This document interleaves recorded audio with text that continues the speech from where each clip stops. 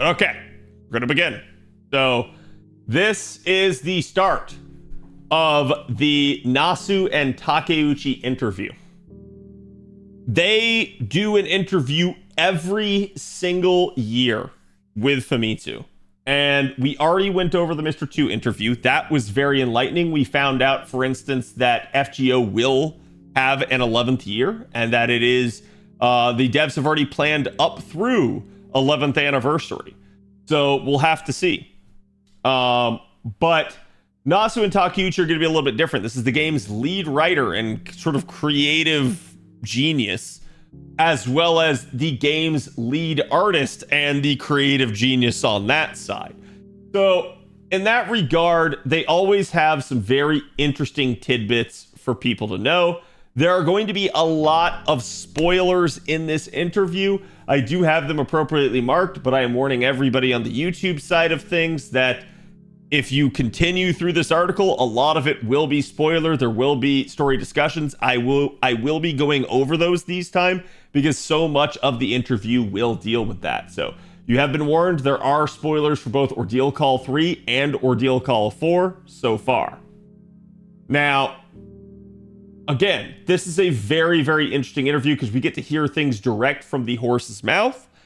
This is Nasu and him discussing basically FGO and how things have been, both from a game design standpoint as well as a story standpoint, and maybe even a peek at the future. But like I said, this is just going to be the first half for right now. We will continue on with the other half when I can get it transcribed. So to begin with, the interviewer starts by asking them, oh, and one other tidbit. This is the longest interview I have ever seen Nasu or Takeuchi give. And it's not even close. So keep in mind, that's why this takes so long. Okay, so to begin with, the interviewer starts, I didn't even spell it right, I spelled inviewer, starts by asking them how they feel now that they're in the 10th year. Nasu states that the feeling is that it's been getting quite long, but he's happy that they've been able to get to the 10th anniversary.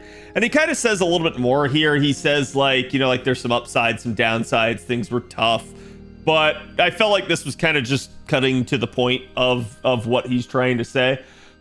They didn't have a clear vision, though, for how long they could continue this overall. That is to say, like, FGO proper, they weren't sure how long it was going to go on and like what the overall like effect of the game could be, both due to like the factors of their own workload as well as like the time it takes them to get things done, on top of like, does the game remain popular, do the people keep playing it, that sort of stuff. Okay, they say basically it wasn't a perfect pace, but it was 10 years straight of running and trying to meet the expectations of the user base. So what they're trying to say here is that, like, essentially they had some really rough spots, but that the entire time it felt like it was just a slog. It was a marathon. They were continuing to keep going, trying to meet the expectations of the user base. Takeuchi does add at that point that the reason that they were able to continue this long is because the community actually put their trust in them and supported them. He feels that that trust and support, and he's proud of it, basically. So it's like he understands that the community trusts him and that they continue to support him, and that's what gives FGO life beyond what most other games would be capable of. And that's something that he's proud of because he knows that that's due to their hard work and their success. The interviewer then asks if they've been busier than ever before as they're approaching the final chapter. And I think it was Nasu here that said this, that basically they've been having to work more than ever before for both art and writing. So in other words, you guys kind of know Nasu over the years. Nasu is a perfectionist. Nasu is a control freak a little bit. And he is absolutely somebody that wants the utmost quality in all of his stuff. So Nasu keeps raising the bar in effect and keeps like pushing everything harder. And that happens on both the writing side that he's in charge of, as well as Takeuchi being in charge of the art side, trying to match his freak in effect. So they are trying to kind of like keep going more and more and more and more. So that's why they're doing everything even more. Plus, again, I think there's something where it's like they know this is the final chapter. This means a lot. They're trying to wrap up these first 2 arcs of the story here. Takeuchi basically adds that they've been trying to maneuver to the final chapter, and that both game-wise and in real life-wise, they want to hype up the final chapter to the utmost. It's super important to them. This is something like here in this early part that they kind of keep mentioning is like, hey, the final chapter is a big deal, and we are like trying to fire on all cylinders. We're really trying to get this out. The interviewer then inquires about stories and events that have left a major impression on them over the last 10 years. And Nasu specifically mentions the Dante's Inferno event for Chaldea Boys. He says that the writer did an amazing job this year. They wanted to showcase his love and introduce him during White Day without spoiling Ordeal Call 4. Nasu is happy that the user base was pleased with his implementation. So again, like something like that I'll include because none of that there is actually spoilers. If you guys have paid attention to the JP side of things, you know that Dante was released and you know that he came out with the Chaldea Boys event. You assume he's probably involved in Ordeal Call 4, but you don't know anything else otherwise. And so we'll leave it at that. When it comes to White Day events, though, it's a very unreasonable request due to the restrictions. And this is interesting because I think like reading between the lines here, they implied that for White Day events, they don't want to like have to do new assets and like really like go over the top as they would for a normal event. It sounds like White Day is a almost lesser event in terms of production. Okay. But again, as they say here, that it's a very unreasonable request due to those restrictions. It's so hard for them to produce something of quality due to the fact that they know that they kind of like need to do less with this event. So he says they have to use existing resources and tell an event story for a character that probably either already exists or is brand new or somebody that's maybe only been teased before. So they're kind of restricted and they can't just go all out and use all of their full-blown resources to try to actually like bring the event to life and do it justice. So basically he says from there that the effort that goes into them motivates him. So this is Nasu speaking. He's saying it motivates him basically, and that they don't want White Day event to become a boring thing. So regardless of those restrictions, they don't want you to feel like it's some phoned in event or something that they didn't care about. And basically he says that everybody tries really hard to make sure of that, and that's what kind of helps motivate him basically. As a supervisor and lead writer, he's very happy with the White Day event's efforts overall. Takeuchi adds that being able to come up with a battle idea to make it more interesting is the developer's joy as well. So like, that is to say, they know they're going to have to make the event interesting some way. They know they're going to be maybe restricted resource-wise, so they go, all right, maybe we'll come up with like a new battle gimmick for it to be a thing. Because it's like, hey, we're not going to maybe like use a bunch of new artwork or like get a bunch of animations done. So let's try to come up with something that can make the event interesting overall. He particularly mentions that the Phantasm Moon event was an event like that as well. Which this was interesting to me, because if this is the case and they are saying like, hey, they have a, how should I put this? Like restriction on the White Day events. It's interesting to hear that the Phantasm Moon event maybe had one of those as well. But I think you'll see that they're going to talk a little bit about this here coming up. So Nasu chips in that the Phantasm Moon event was supposed to be a thing actually for 2024. Or sorry, no, for 2025 instead of 2024. So literally, it was supposed to happen this year, not at the end of the prior year. And that I found to be really interesting. And this does kind of like get regurgitated later in the interview. But essentially, they moved the Phantasm Moon event and Neko Arcueid forward a year. And the interviewer asked, you know, why the date change? Why did you do that? And Nasu basically says at that point that if they had a Christmas during the timing of the final chapter, that it's too close and it would be in the way of the final chapter. So I think what he's trying to say is that, like, while they could do one, that the timing that they would normally like to do a Christmas event is right when they're going to be doing the final chapter, and that it would interfere with that. Plus, it would also be very rough on the developers to try to get both out at the same time. So he said that last year, after they finished Ordeal Call 3, everything actually calmed down, and they didn't have a big story for after Ordeal Call 3 for that year. So they came up with the idea to do a double Christmas. He said they wanted to give the players 1 week at the end of the year to just enjoy the Phantasm Moon and relax.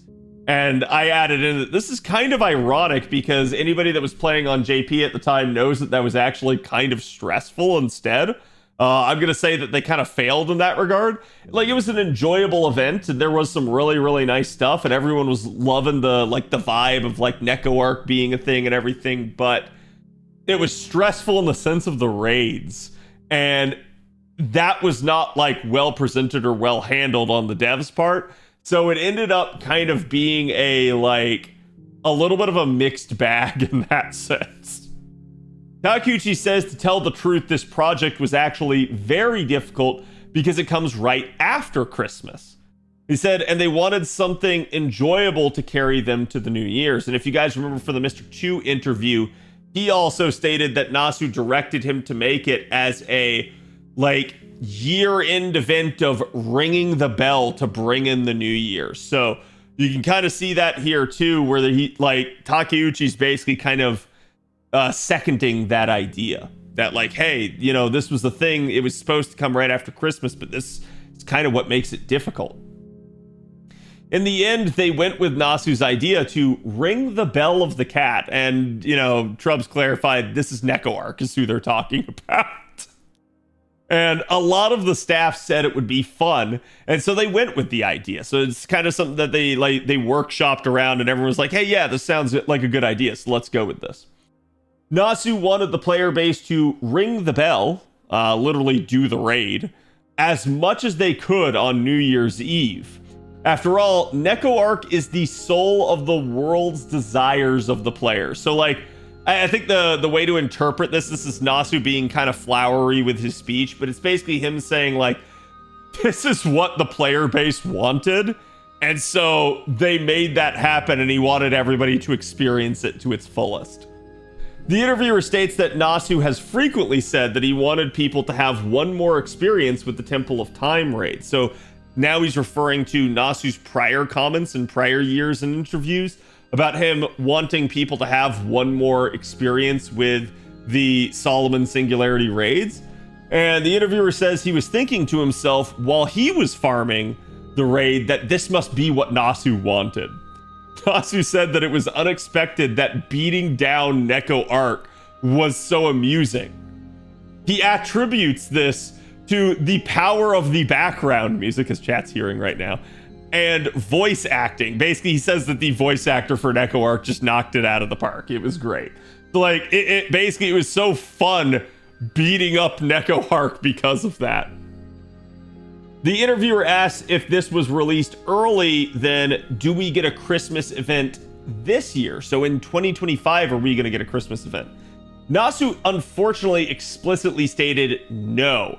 There will be no Christmas event before the final chapter, and that this is why 2024 was a double event instead. There will be no Christmas event this year. So the interviewer asked what the reason was for making Phantasm Moon a VTuber in the end. So now they're talking about actual like pretender Arcueid here. And Nasu says they decided on making Phantasm Moon, but they never really had an idea of what Arcueid's alien in space form would be like. So they knew they wanted to make another version of Arcueid, but the idea that they came to them is like, hey, what about like a version of her from space? So they had her think of, why don't I sell myself as an alien being from space, and I'll make myself a VTuber while I'm at it. So the reason that they came up with for her being a VTuber was apparently due to Mr. Takenashi's idea. For reference, chat, this is not Takeuchi, this is Takenashi. Instead, Takenashi is the person that basically was in charge of creating Carnival Phantasm and coming up with the idea of a like Sailor Moon Arcueid, and that's what turned into this. So the interviewer asks about the Ascension 2 and says that during her live stream, the comment sections were quite hilarious. If you guys are familiar with her second Ascension, she's basically sitting in front of a screen, and I think she also actually like punches the screen at one point or throws her controller through it basically because she's fed up. But literally it's like there is the comment section scrolling of like actual like interesting comments from the sort of peanut gallery, if you will. Nasu says that a lot of servants watched the live stream and gave advice however they wanted. He asked that basically on the side, like behind the scenes, he asked the writers group to come up with like some fun comments and contribute them, and that's what they did. And so it's like they basically made it as if they were coming from the servants, and it was sort of like hilarious, like stream comments, like gaslighting and mocking and stuff like that. The interviewer asks, does Arcueid though exist in the universe timeline? So if you're not familiar with what this means, the universe timeline, because this will kind of come up a couple other times from here on out, the universe timeline is the servant universe, aka the servant verse. So he's asking, does Arcueid exist in the servant verse timeline? And Nasu says at first she was supposed to fight Seal, and Arcueid would be saying, I want to be space if she can be space and be a foreigner class. But the design changes occurred like 2 to 3 times after that point. In the end, they made her into a pretender, meaning there is no space Phantasm Moon. That is to say, and again, I asked Trubs for some additional context of like, what the heck were they meaning here? Because earlier in the interview, he just said, this is space Phantasm Moon, right? Like, this is space Arcueid. This is the what if she's space. He's saying she's not. That is why she's a pretender. She's pretending to be from space. She's pretending to be an alien because she's kind of trying to compete with Seal a little bit on the side. So Seal is actually from the servant verse. Phantasm Moon is not. The interviewer asks about Archetype Earth then, and then asks if she is a space version or if she has a space version. And Nasu explicitly says, no, don't exist, don't exist. In other words, like, no, she's not, don't go there, we're not talking about that, that's not a thing. So he just immediately shut down the idea. So from here, chat, we're gonna start some Ordeal Call 4 spoilers. Just keep that in mind. You've been warned. And there will be one other segment that's not spoiler here so far from what I've translated. Well, not translated, but summarized from Trubs' translation. But keep in mind, we're headed into spoiler territory now. Like, how spoilery?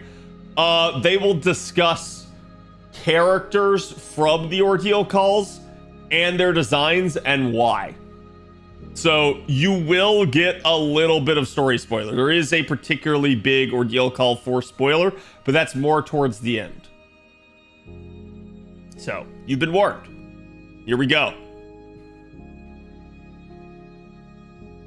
So, starting with the Ordeal Call 4 spoilers. The interviewer asked them to tell them the most impressionable servants. Nasu says that they've been waiting for MASH for a long time. She was going to be our welfare SSR. We definitely wanted to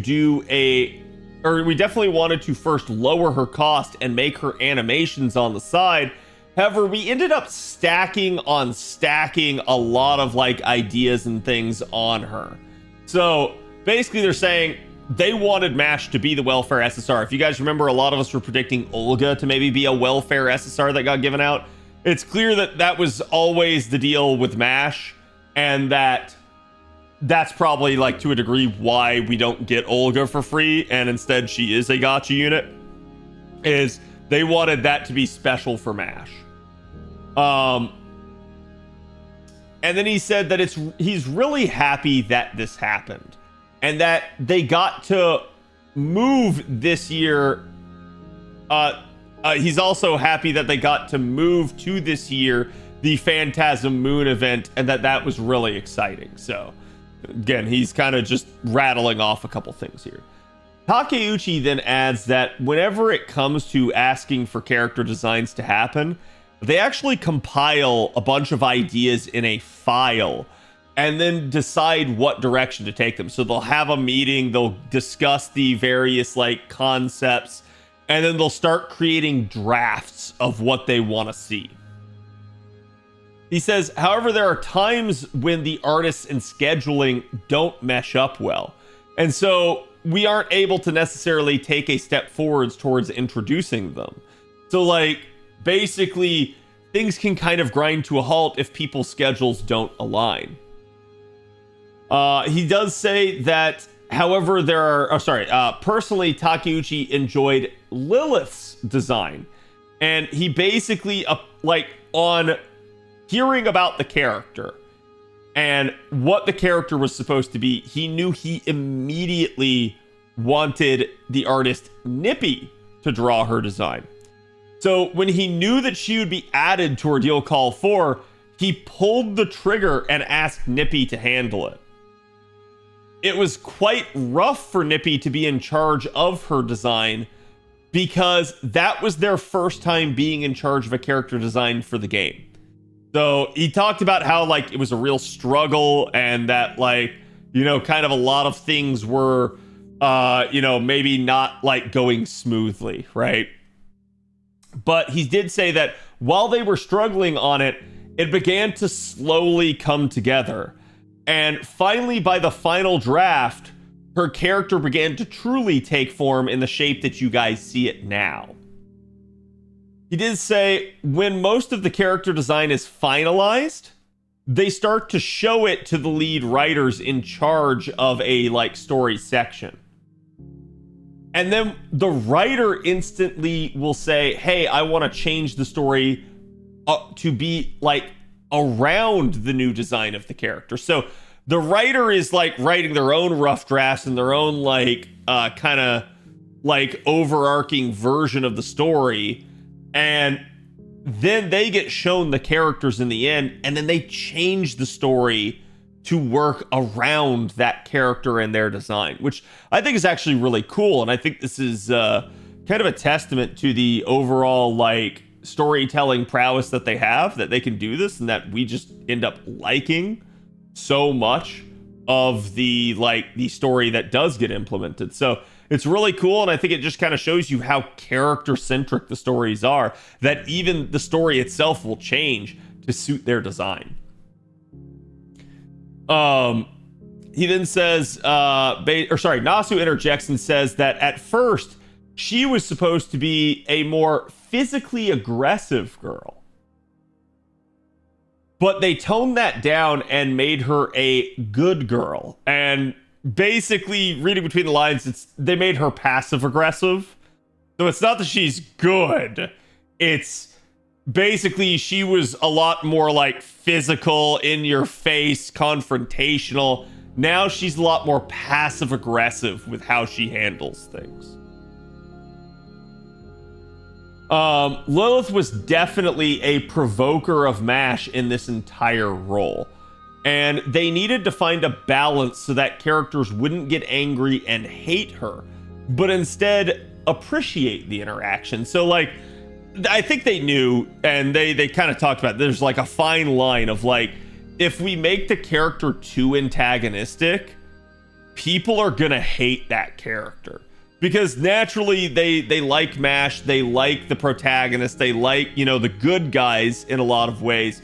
And so if they make somebody too antagonistic towards characters that they feel strongly about and have been with for years, you're not going to like that new character. So they said that they had to make it so that she could be antagonistic, but not so much that it would upset the player base, but then also somebody that could kind of be that like confrontation, that that drama that they needed, basically. Nasu then goes on to say that in the very first draft, Lilith was a lot more of a cruel, gruesome, and gory character that was a lot harder to deal with. So in that regard, just someone that's very intense, someone that's very like in your face, right? It was a character that's going to attack MASH with her own personal feelings.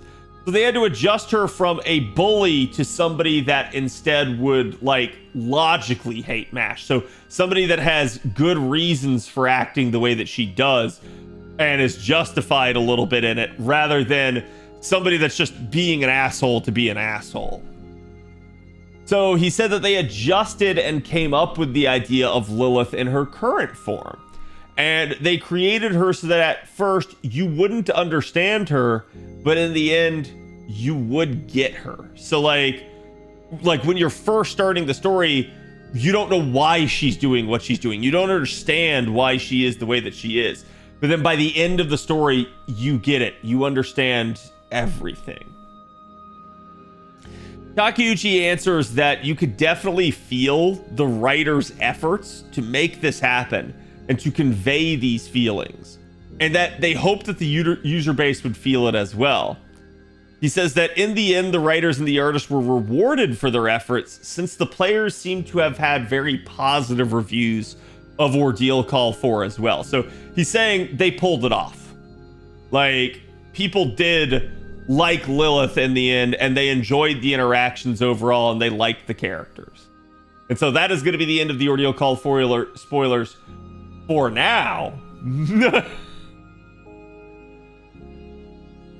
Okay, so now we're in non-spoiler territory here. Nelson, thank you for the prime. Appreciate it, my man. Yeah, can we get some love? And so continuing on, the interviewer says that during last year's interview, you specifically said there was something big coming gameplay-wise. And he asks him, was that the Grand Graft system? And Nasu says that while starting to like create part 1, they did everything they could during the first part of the story's run. So like basically for the singularities, for Solomon Temple of Time, for all that, they did everything they could back then. So while they were starting the creation for part 2, basically that's when he came up with a new idea, that the thought came into his mind of creating a Grand Servant that you could personally pick. So again, like the Grands are somebody that are kind of featured a little bit in part 1, or at least they're mentioned, they're brought up. And he's saying, when we started out like coming up with stuff to do for part 2, he had the thought of, what if we basically let the players choose their own? So instead of, you know, the counter force being like, hey, we need a Grand in here stat, instead, this is literally the player gets to choose who the Grand is. He says that in regular Fate, and this one was a little bit confusing. He says in regular Fate, a heroic spirit summoning system has 7 servants summoned to fight a beast and destroy them. So I don't know if he's just meaning 7 servants in a normal Grail War, or if he's meaning specifically when there's a beast, there is going to be 7 servants summoned to fight against that beast. That sounds like what he's saying, but it is interesting because in FGO, that is not the case at all. So That has been a very, very interesting line for me in that regard. He says, so basically, if they were able to pick their, and he literally uses the term oishi, if they're literally able to pick their grand, their oishis, their literal favorites, that it would be a wonderful idea and experience. This system idea was constantly thrown at the devs. So like, basically, you're gonna see throughout this interview, Nasu keeps coming up with ideas, and basically the devs are just trying to go about their day. They're trying to like do their job. They're trying to like get stuff developed and produced. And Nasu just keeps being like, we need to add this. We need to add this. I had an idea. We need to add this. That is literally how this comes across. Nasu basically keeps harassing the devs until he gets what he wants. So it was something they wanted to make a reality, and they did their very best to do so. So in other words, in the end, the devs wanted to do it as well. They thought it was a good idea, and they went with his idea. But it's interesting to see. It's like, yes, he gets a lot of like pushback at first. He says the reason they had an ordeal call before the final chapter was because they didn't want to just throw out grands right off the bat and make people rush their grand choices. So in other words, he's telling you guys the reason that they didn't want to end the story with Lost Belt 7 and then go into the final chapter, the reason they started doing the ordeal calls is because of the grand system. He wanted there to be some story. He wanted this to develop over time. He wanted to give you guys time to come up with who your grand should be. That's an interesting thing, because it does tell you that the grand system's been planned for quite a while, and that is maybe the reason for the like part 2 extension over that time. I think there's maybe a little bit of bullshit in there, and that has to do with Nasu's balancing of things and working on other projects on the side. But it is at least interesting to see that that's the logic he came up with. He says, so they created a preparation time so that you'd have the time to pick your 7 servants and then finally get to the end. The interviewer asks if we can get extra class grands for every extra class, and can we do anything about that? And this is interesting because Nasu actually agrees, and he says he knows. He says he brings it up at every meeting.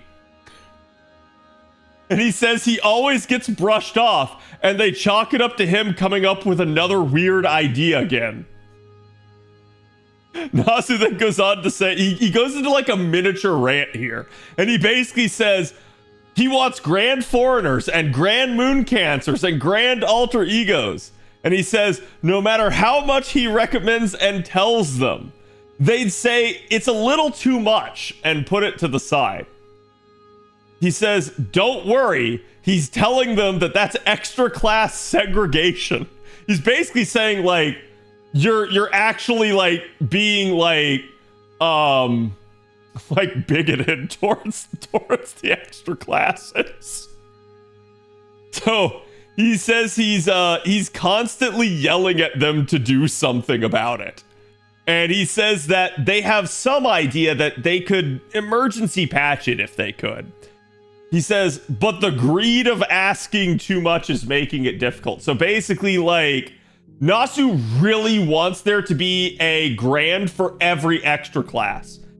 The devs keep poo-pooing the idea because they basically, like, it's too much work. They're like, no, we don't have time for this. Like, stop asking. In other words, it sounds like it's something that like they want to do, and it's not something that the devs are necessarily opposed to do, but it's more work, and they're kind of like you hear this repeatedly in the Mr. 2 interview as well, that like the devs are just super focused. They're laser focused right now on just getting to the final chapter. That is their goal. They don't want anything to interfere with that. And so it sounds like they're like shutting down his other ideas. The interviewer asks if you can pick 2 servants as an extra class. With MASH on the first one, clearly you've only got, you're only left with one more choice. So literally the interviewer's actually just implying that, of course, like, you're going to pick MASH. So like, if that's the case, then there's only one other choice. Doesn't that like kind of cause a problem? And Nasu says that everyone's grands are unique and that he believes a lot of people would love to grand MASH as well. He says in his mind, he'd love to grand his Arcueid and his Aoko. So you can see where maybe his miniature rant about like foreigners and moon cancers came from.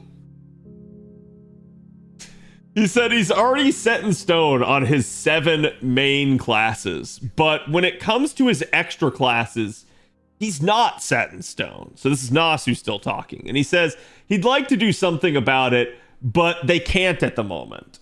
And he says, while it's a struggle, he's like, he basically asked for everyone to please come up with a decision on their own, because since he has to come up with a decision on his own, you have to too. So the interviewer states that there is still a lot of time to figure that out, and then asks what their criteria is for picking the grand duel. This is my word here, the grand duel antagonists. It was hard to come up with like the servant that they're saying, but it was unclear. Like, he's like, oh, what's the criteria for a grand servant is almost what it sounded like they were asking. But no, they literally meant like, what's the criteria for like who you choose to be like the person that we fight against in the each battle. And Nasu says that they want a heroic spirit that the user base can kind of agree on would make sense. He says they do want to throw some curveballs in and surprise people though. So like, it's not necessarily all like set in stone, and it's not like the go-to one necessarily that everyone like thinks should be it. It's just somebody that makes sense in the role is basically what he's trying to say. So yeah, I think like looking at that, you can say like Indra is probably one of those curveballs, right? Where like he is literally just introduced out of thin air and then immediately is bragging that he's the grand servant, and then in the grand duel that happens right after his event, he is. So yeah, I think like that is a curveball that they're kind of mentioning there. Basically says at the core though, they want it to be satisfying and somebody that you would want to fight against. He says thanks to them being a grand, they're also a bit stronger than normal. And the interviewer says that the new Noble Phantasm animation was quite the surprise. So what the interviewer is referring to here is Musashi. He's talking about the very first grand duel with Saber there, how Musashi had a brand new Noble Phantasm, and everyone's like, wow. And this part kind of pissed me off, chat. So you'll see. Nasu says, basically that he's like, by the way, why don't we update the normal Musashi NP to the grand version? But the answer was that only people who have Musashi would benefit. So literally, Nasu said, hey, let's update normal Musashi's NP to the grand version that you guys saw that looked so badass. But he basically got told that the answer is that only people that have Musashi would benefit. And the devs basically said no, and that if they had done this, they think that everyone would grand Musashi as their choice. And I added in, it's like, what the fuck is this warped logic? Like, that just actually does sound like bullshit. Like, yes, that would make Musashi look so nice, but it sounds like now Musashi fans just don't get something nice and special because the devs seem to think that if they gave her that everyone would grand specifically her. And I'm like, hold on, like there's bias regardless of what you do. Like if you go look at people's grand choices, like literally some of them are the most popular characters of their class. And that is just inherent bias right there. So it's like making another character popular isn't a problem at that point. Like basically to me, the way this reads is that the devs were unwilling to give it to her because they felt like it'd be like giving her some sort of like extra leg up. But from a player's perspective, from my perspective, that sounds like total BS, because this is just, hey, can Musashi get a Noble Phantasm animation update? And the devs basically just said, even though we made one, no. And like, that's where it's like, yeah, I don't agree with the devs here. I think the devs are off their rocker. Takeuchi said that as a grand heroic spirit, we need to prepare for the servant to be able to withstand a lot of battles. So Takeuchi starts talking shop here, like, hey, like, you know, now that we've chosen the grand, you know, we got to prepare that servant. They have to be able to withstand a lot of battles. So he basically wanted them all to be AoE. So he's not saying that the requirement to be a grand antagonist is that you are an AoE unit. Again, example would be Musashi, right? He's saying if you are a grand antagonist, they're going to change you to have AoE attacks. And he says when it comes to Musashi, we were thinking, how much can we put on her? We said basic motion animation wouldn't change as much as before. So this was kind of a weird line, and it was basically the equivalent of like, it sounded like they were trying to wrestle with like how much did they improve her like animations and stuff for this, and they said, okay, let's maybe go with something simpler. So like they were maybe thinking like maybe we should go all out, and then they were like, no, that's a lot of work, let's maybe not do that. He said they thought about completely overhauling her animations and revamping her from scratch, but they decided to just change her NP instead. Which technically isn't true, because we do know that they did at least change, like they gave her a unique death animation on a couple of them. He did say, from here on out, though, all the grand heroic spirits have their own unique personal noble phantasm prepared, and that he would like you to experience them. I gotta be honest, chat, I actually didn't know this because I think there's a lot of them that I haven't seen the NP for. Because I have just absolutely slobber knocked them.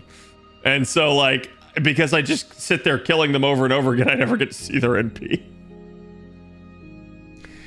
He goes, they really wanted to make you feel like you're fighting against a grand servant. So again, you can see they're just kind of recapping and TLDRing all of that, chat.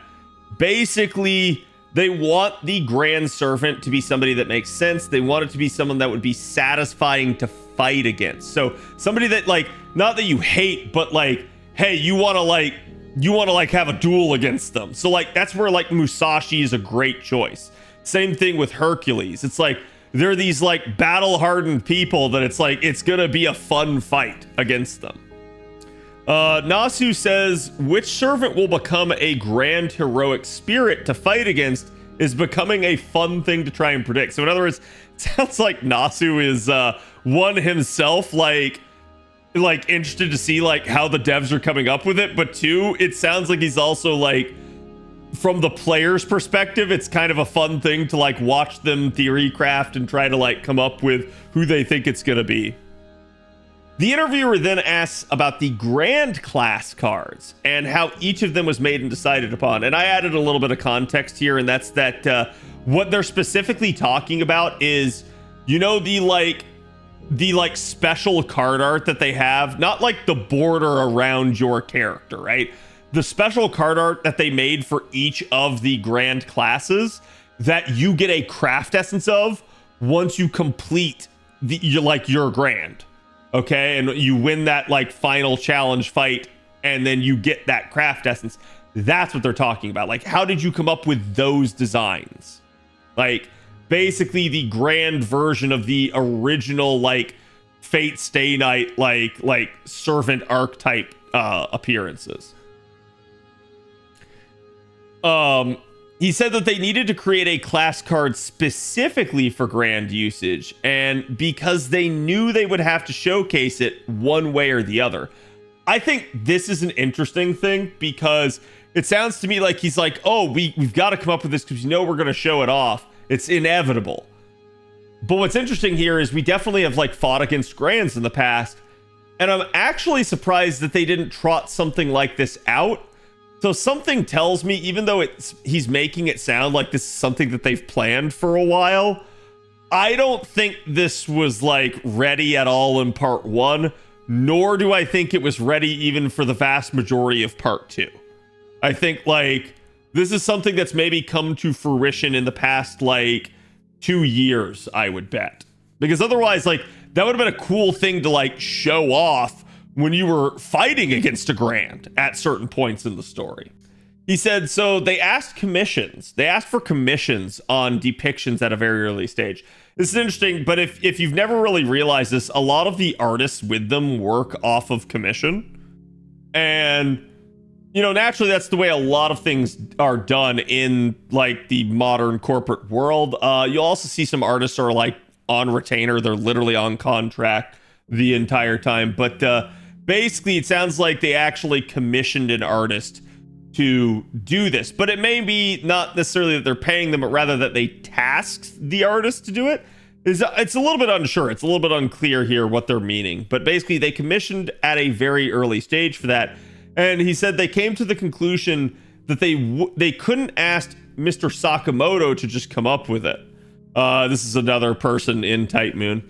He said they held a meeting to add more elements and materials to the cards to help the commission. So in other words, they had a like brain trust meeting of coming up with basically like ideas and concepts that they wanted to see. He said they played around with the drafts, but it never felt like it showed the power of a Grand. So in other words, all the drafts they came up with were unsatisfying. It didn't feel like it was actually showcasing the power that it needed to.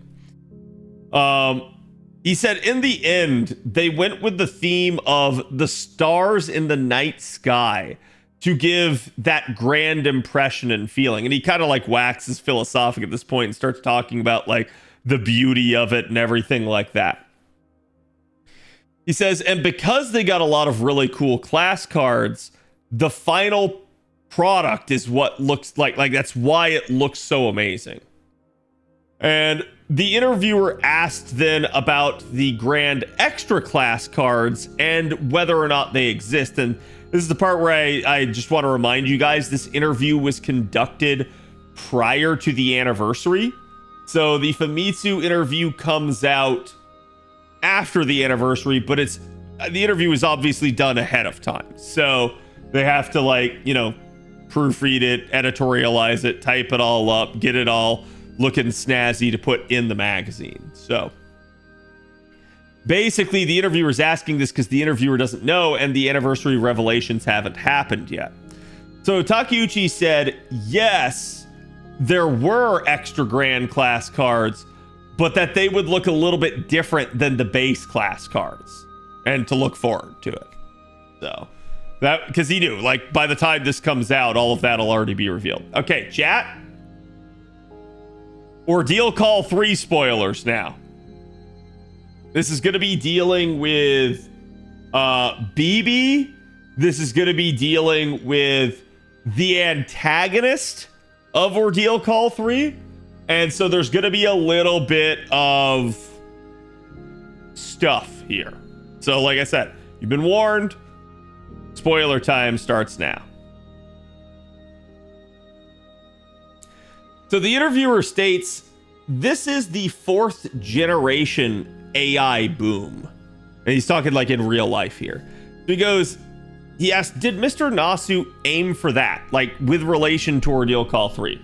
And Nasu answers, when he was making the plot for Ordeal Call 3, it was for moon cancers. And because it was about moon cancers, it was about BB. And because it was about BB, it was always meant to be about AI and be for AI. He says, however, he created it originally. He says, however, when he created originally, AI wasn't like as prevalent yet. Like we didn't have like a lot of the like modern stuff when he came up with this concept. He said he had a mood that a lot of things would be replaced by AI, and he wrote a story based off of that. He said, however, during 2023, AI advancements went way above his own imagination, as well. And he didn't really want to talk about a battle between like AI and humanity. So he basically changed the plot a little bit to talk about a future that is far afterwards such a point. So in other words, after like a potential battle of AI and humanity. He said he wanted to convey the dangers of AI, but also go beyond that.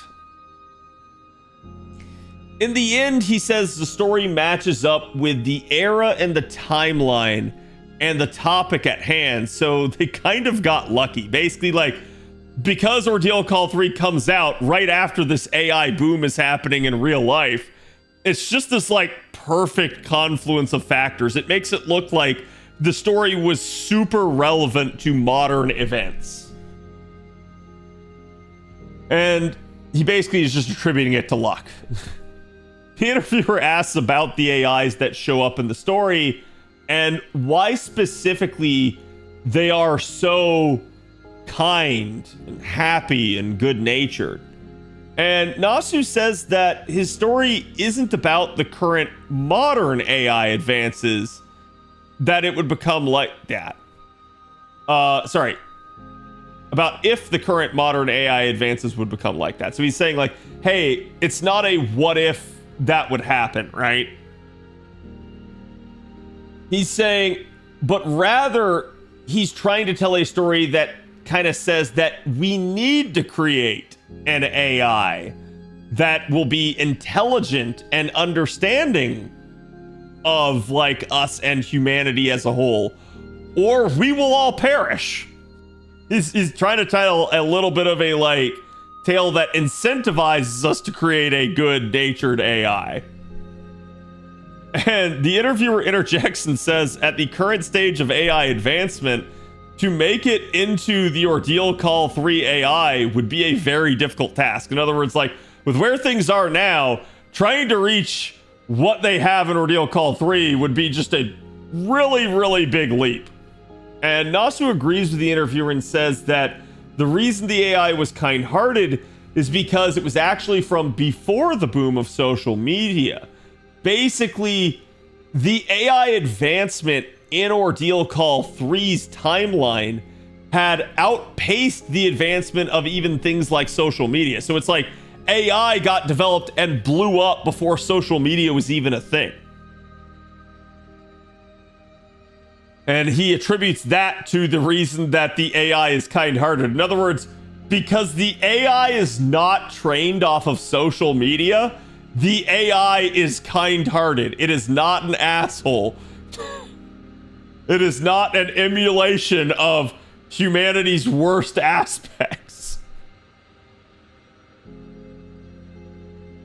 And he basically says that what he wanted to convey is that humans should try their best to make such a kind of AI rather than that alternative. So in other words, rather than making something that's trained off of the social media boom, we should be trying to make an AI that understands humanity and is kind-hearted and is benevolent, right?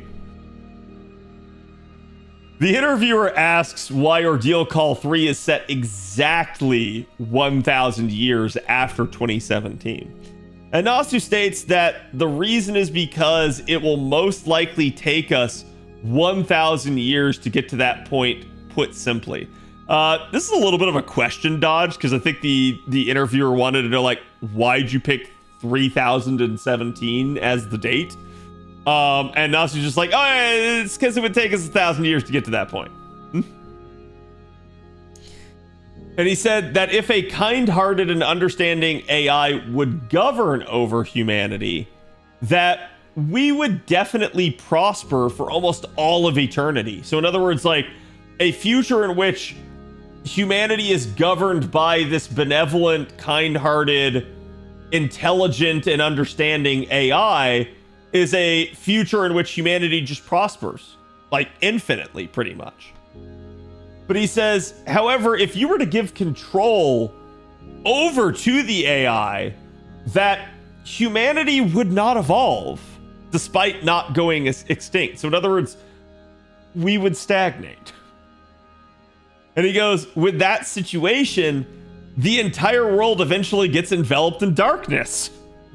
And he says that the one that tries to draw a curtain on it is the boss of that ordeal call.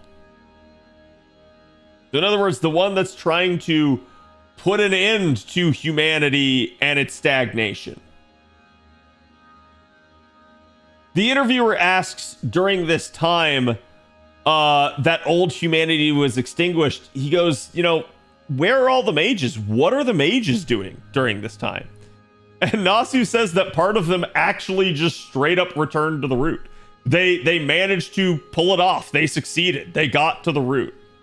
And he says, basically, the interviewer wonders if they were able to reach the root due to being able to expand their lifespans. And Nasu confirms. He goes, yes, some of them did. And he goes, some of them also just failed, and some of them just gave up and retired as well. So, like, basically, the mages either reached the root or kind of just, like, gave up. And he says, by the way, in the Ordeal Call world, there was a mention of Velpar. And he goes, how were they able to overcome him? And Nasu states that the AI advancements that were so great that, of course, they were able to overcome it. And he also adds, but simultaneously, like, Velpar didn't care because he didn't need to destroy a civilization that wasn't evolving. So he's like, because humanity was just stagnant, Velpar was kind of like, I'm not going to try completely. And that's why they were able to repel him. And he goes, however, if there's a continuation of Fate Extella, you'll understand the reasoning of the movements of Velpar. But until that time comes, he can't say anything about that. Yeah, I think it's Velber. I was literally going off of what Trubs was saying. So you are right. I probably need to change that. It is Velber. Thank you, chat. And this is interesting because next we're about to get a line that's going to deeply upset people. It is I that just says it like that. Thank you. So basically, he goes, hey, if there's a continuation of Fate Extella, you'll understand why Velber acts the way that he does. But until the time comes, he can't say anything about that. And the interviewer asks, so you had a continuation in mind? And Nasu confirms that he had plans all the way up to Fate Extella 3. And he goes, but because FGO started, he couldn't do it. And then he says, if he didn't come up with a conclusion for that, he wouldn't have written about Velber 1, 2, and 3 in the first place without any reasoning for it. So in other words, of course there's more. That's why Nasu's not somebody that's going to half-ass something. He literally has a conclusion in mind for it, but he hasn't been able to do it because of his involvement with FGO. Yeah, I mean, you guys know, I've talked about this before, but it's like Nasu has a tendency to blame a lot of like his frustrations on FGO, and certainly FGO takes up a lot of his time. But this is also goes back to Nasu just kind of being a control freak. He's absolutely like anal retentive when it comes to the quality control of all of his products. So it's like he doesn't really like to delegate. He doesn't really like to let things go. He has to have all of his irons in the fire. He has to be like involved in everything.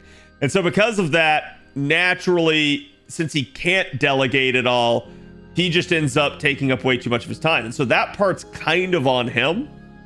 But there's also the fact, and Chad, I think we all know this, that on the side, like, even when FGO wasn't in the case, Nasu was not maybe necessarily the most productive guy, in the sense of he clearly had several years to do things like the Tsukihime remake before FGO, but then didn't. And why not? Probably because A, he was deciding to work on FGO on the side and getting the story prepped for stuff like that, getting the idea, the concept down, and also because he was working on other projects, and also because he was maybe playing Souls-like. So it is what it is. Like, I think at this point, Nasu really wants to blame FGO for a lot of stuff, but this is kind of just him coping and trying to come up with an excuse for why he hasn't been able to do it. Okay, so that is the end of the Ordeal Call 3 spoilers. Unfortunately, chat, we now go into another small segment with no spoilers, but then we are going to go into Ordeal Call 3 spoilers again. And I'll probably cut after this small segment, so just keep that in mind. The interviewer asks about the Passion Lip swimsuit now. And he basically says, like, hey, you know, like, I saw a Passion Lip swimsuit last summer. What's up with that? Are we gonna get Passion Lip? And Nasu says, listen. I've been saying I want Passion Lip as a swimsuit for years. But Takeuchi said no and shut me down all the time. So he's blaming Takeuchi. And he goes, but I asked Wada Arco, just as a test drive, to create a swimsuit Passion Lip just to be used as an NPC. Since Takeuchi wouldn't let me. And he says, the second Takeuchi saw the NPC version, he instantly said, Lip can do it. And Nasu immediately said, like, he was thinking, you bastard. Like the second he saw it, he's okay with it now. Which is exactly why Takeuchi is absolutely based. And you'll see that here in a second, chat. And he goes, that's how great Wada Arco made Passion Lip Summer. And he says, despite him being adamantly against it all these years, he was instantly okay with it. And Takeuchi answers, man, I gotta say, that was amazing. He goes, I felt Wada Arco's power and understanding of her characters in a way to make things necessary. So in other words, Wada Arco did such a good job. It's like, this is now necessary. We have to do this. And then Nasu kind of clarifies. He's actually, like chat, low-key, Nasu has been throwing Takeuchi under the bus. And you'll see why here. And to be fair, when Nasu made that comment in the prior year anniversary interview, I told you guys, I thought Nasu was full of shit. And he was. You'll see why. Nasu explains that if we were to make Lip into a swimsuit, it might have been too erotic. And it might have reached the point of being too much. He goes, Takeuchi shows respect, saying there were a lot of symbols of explaining her characteristics of Passion Lip that was included in her swimsuit. And then he says, so this is Takeuchi continuing, he goes, in a modern time like this, they were very afraid that it wouldn't be okay to showcase Passion Lip in a swimsuit. So he's literally referring to censorship and the fact that if we were to do this, it would negatively impact the game's ratings and that we would be in a little bit of trouble. So basically this entire time, Nasu has been throwing Takeuchi under the bus and saying, Takeuchi's the reason we can't do this. And Takeuchi's just the one that's like actually being like, I mean, I want to, but like, this is gonna hurt us if we do this. So basically Takeuchi's just looking out for things. And he goes, but because Wada Arco was basically able to draw Lip as a girl instead of as a monster, he was at awe and recognized her immense talent. And the interviewer asks if that means there will be a playable character for her soon. So again, this is before anniversary. And Nasu says by the time this interview goes live, the player base will be crying for their new Passion Lip. So he goes, by the way, we were thinking of just making it a costume to get it done.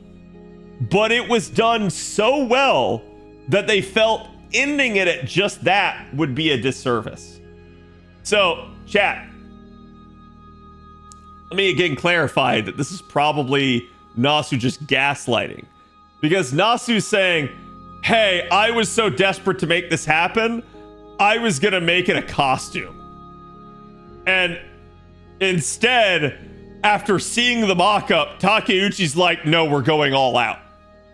So, in a weird way, the reason you actually have Passion Lip Summer is not because Takeuchi prevented it, it's because Takeuchi did it.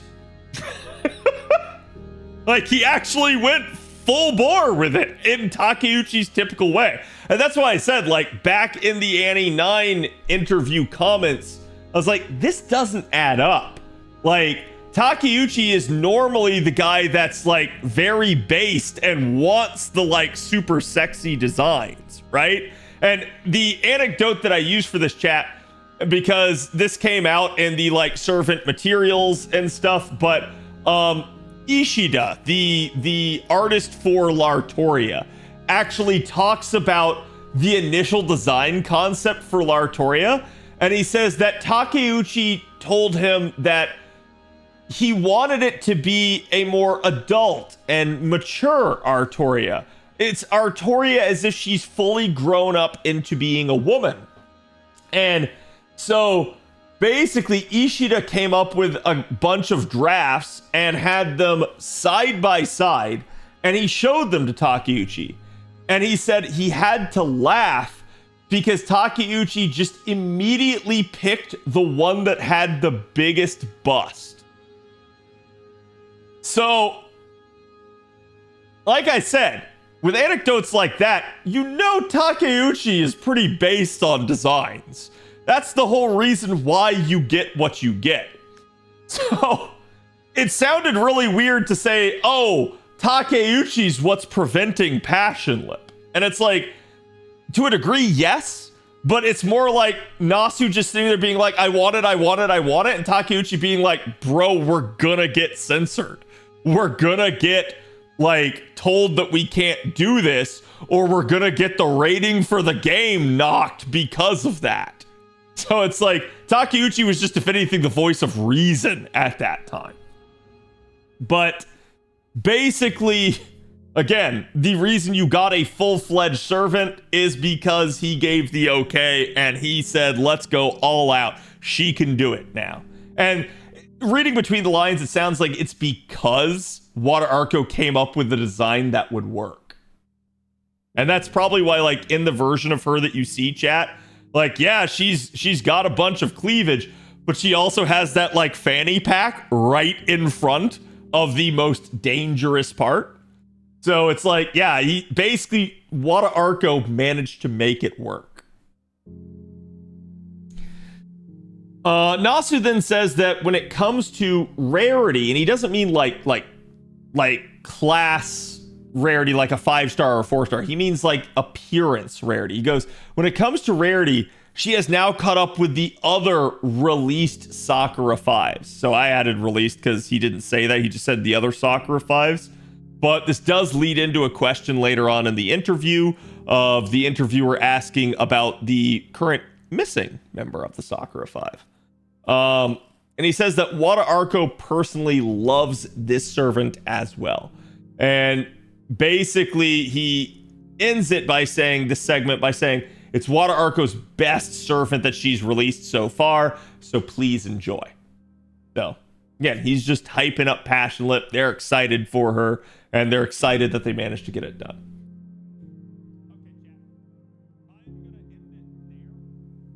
Spoiler warning. There will be Ordeal Call 3 and Ordeal Call 4 spoilers here. I do, as you guys can see down here at the very bottom of the screen, have a section that is denoted with that. If you are watching and you hear me going over something like that and you want to mute, but like keep the stream playing, feel free to. You should be able to tell when I'm beyond one of these sections because it will no longer appear on the screen. There is, however, one section of Ordeal Call 4 spoilers that is exceedingly long. And at that point, I can't vouch for it. I'd have to go down and look at it. But I think there is a point where it no longer says spoiler anywhere on the screen because of how long it is. The other thing I'm going to tell you, with regard to the Ordeal Call 4 spoilers, there are what I would consider major spoilers mentioned. I've done my best to blunt this, but you can't unhear it. Okay? That's all I'm gonna say. So, like, I leave the choice up to you guys when I get to those segments. Basically, this thing, I think where we left off was right after Passion Lip got mentioned. Correct me if I'm wrong, chat. I think it's like that's where we were. I believe from there it goes into additional Ordeal Call 3 spoilers. Then it goes Ordeal Call 4 spoilers. Then I think it's another normal segment. Then it's a huge Ordeal Call 4 segment. And then it's no spoiler from there on until the end. You've all been warned. Let me go find the Passion Lip segment. We've covered the squared off bit at least. Okay. All right, so we will continue on where we left off. Again, Ordeal Call 3 spoilers imminent. You've all been warned. It is what it is, but we're going to go ahead and start now. Do yourself a favor if you don't want to hear, mute for now, but here we go. All right. The interviewer talks about the final boss of both Ordeal Call 3 and the MiHoYo collab. MiHoYo is not overly mentioned here in retrospect, but I do have to give at least a little bit of a warning on that. The Ordeal Call 3 that we basically for Ordeal Call 3 we wanted to make a faceless entity and a symbolic enemy. They wanted a feeling of being held back or dragged. This one's kind of weird. Trubs kept using terms for like lethargy and sloth here. Like they wanted you to feel almost like you're like you're jet lagged, like you're drained, you're lacking ambition and drive. You're just like kind of just like ugh, like kind of like you're in quicksand, or you're again like you're being like held back or dragged. So again, they wanted that feeling to create a real human fear of being like pulled back or something like that, and they wanted to structure it as such. For the battle animations and battle statistics on this boss, they utilized the idea from an old game where the entire world map would slowly but surely basically become infected with a virus. And this is actually mentioned to be Plague Inc. is what they're referring to. So they're talking about the idea of like, and you guys should know, if you've seen the boss, you know exactly what it's talking about. That like there are these tendrils that kind of come out and like they're going at you, but they're also going like around the globe. Okay? So it is an interesting thing in that regard.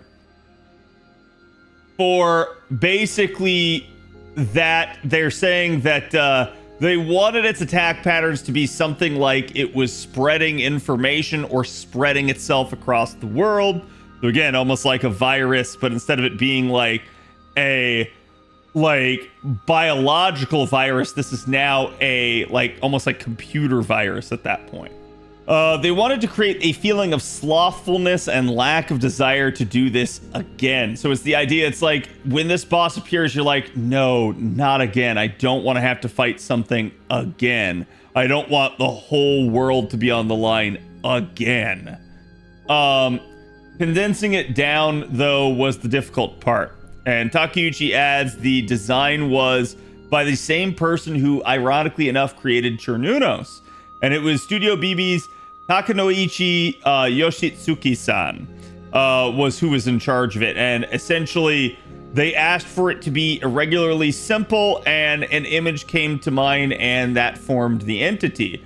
And they wanted its movements to have a pictogram style of like simplicity. And again, if you've seen the boss, you know exactly what they're talking about. It is a very like generic symbol. It's almost like the symbol that you would find on like a restroom door, basically. as like an indicator for like male or female or like whatever, right? So from there, they said they also wanted to make sure they stuff it with as much as possible into that simplistic design. So simple, but still detailed, not something that's like basically boring in effect, right? Every time it attacked, they used what Nasu suggested and sent them. And Trubs clarified this. What he's talking about is that, like, basically for the attack animations, the attack patterns, they had various things that Nasu had sent them, and they just went with what Nasu sent as the suggestion. But when the time came in, the idea of putting a moon cancer into the center of the screen came in as well. So again, this is Ordeal Call 3, and this was an interesting idea. Nasu adds that it was so large and huge, they wanted to pull the camera out as much as they could, which again, if you've seen the fight, your character is like a microscopic speck on the actual screen when it zooms all the way out to show you the full boss. Like, you are nothing. You are just tiny in comparison to this. During the creation of the shiny star for Mihoyo's event, they did their best to make the situation as flashy and fancy as possible. They wanted it to feel like it was just like really, really gaudy, basically. And when it came to the moon cancer here, though, it was the polar opposite effect. It was, hey, now this is extremely simplistic in its design. Basically, simple but impressionable was the terminology that they used. So in other words, it would leave an impression with you, even though it was so simplistic. So for both bosses, they wanted to create situations that they had never like done before. So it's almost, again, like I said, two extremes. The interviewer actually has a really intriguing point at this point, and that's that he mentions that the moon cancer boss looked like Fate Stay Night's Sakura Root's shadow, like the shadow entity that has like the long tendrils and stuff. And I thought, like, as somebody that has just recently done this fight again on JP, I sat there to myself thinking like, wow, yeah, it's actually a really astute observation. There is a lot of similarity there. Nasu said that is actually a coincidence, that basically it's understandable that the person could come to this conclusion for the fact that it showcases an unknown life form, and that when that's something they're going to depict, that it's going to be simple and yet at the same time understanding to the keen eye. So it's like, it's unknown, it's foreign, but it is also simple and like kind of terrifying as well at the same time. So the interviewer mentions the halo as well that is above the design, and that it almost looks like the halo of like a holy grail, as it is like getting a hole in the sky and everything. So Nasu responds that was 100% the designer's choice, but he himself did not direct them to do that. So he's kind of indicating that like that may have actually been what it was, that the designer was like pulling from that same idea and motif, and that carried into this. But Nasu wasn't who actually directed them to do this. He just okayed the design in the end. The interviewer asks him to explain the white fiber thread that came out in the scenario. And Nasu said that the white fiber thread indicated the human stagnation, and they didn't want to make it dirty. So in other words, like at one point, I believe the protagonist gets enveloped in this white fiber thread, and that is meant to represent, again, like the lack of human progress, the actual stagnation that they have, but that they didn't want to make it dirty. And he kind of describes why. He says it's the slothfulness that they described earlier, but also says that the feeling of wanting to stay here forever, or wanting to charge ever forward, like just kind of like doing the same thing all the time. You're not progressing, but that's not necessarily a feeling that is inherently bad or evil. And so because of that, he said, like, yeah, I didn't want that thread, that white fiber there to be tainted, to look dirty, to look unclean or like corrupted. It's basically it's the idea that those human emotions, while they're not inherently good, they're also not inherently bad either. The interviewer asks, why was the protagonist's text at this point in red? And Nasu says that in the like white fiber world there, the protagonist was actually evil there. Because I think it basically boils down to the protagonist wanted to change things, and that kind of made it evil to the world. So when the red letters disappear, it's just an indication that he's no longer evil anymore. He's not considered evil by the world. The interviewer says that, and here we go, chat, that Leonardo da Vinci caster that comes in here was quite the surprise. And technically she shows up a little bit in Ordeal Call 2, but she always shows up to push the protagonist forward at certain moments. And basically because it's adult Da Vinci saying these things, it carries a lot of weight. But Nasu clarifies here, and he goes, but please understand, this is not part 1's Da Vinci. This is instead a Leonardo who is summoned on the spot specific to that like event, and that they got the information for there because of that, because of their summoning. So this is not the exact same Da Vinci that we would always think. So it's a little bit of a nostalgia trip, but also it's different. Basically, there's also a question about the noble phantasm from the Moon Cancer, and said that like each time it did a noble phantasm, there was a title change, and basically it was meant to say the hypothesis, fallacy, and belief, like the three terms that it kept rotating through. And the interviewer is asking, why is that? Why did you design it that way? And Nasu says it's self-explanatory. Nasu goes, if a person is suffering, you will come to the conclusion that they must have done something to suffer. And that the warped hypothesis then becomes a fallacy from that. And that the fallacy then becomes a selfish belief. So essentially, they may not have done something to suffer, but you have that hypothesis. And then because that hypothesis is false, it becomes your actual own belief that it's like, oh, maybe they deserve it. Like that's where that selfishness comes from. And he says, basically, it's the Moon Cancer's way of coming up with a hypothesis to become an excuse and use that excuse to make their own conclusion. So in other words, it's like the Moon Cancer's just rejecting the reality and replacing it with their own thing.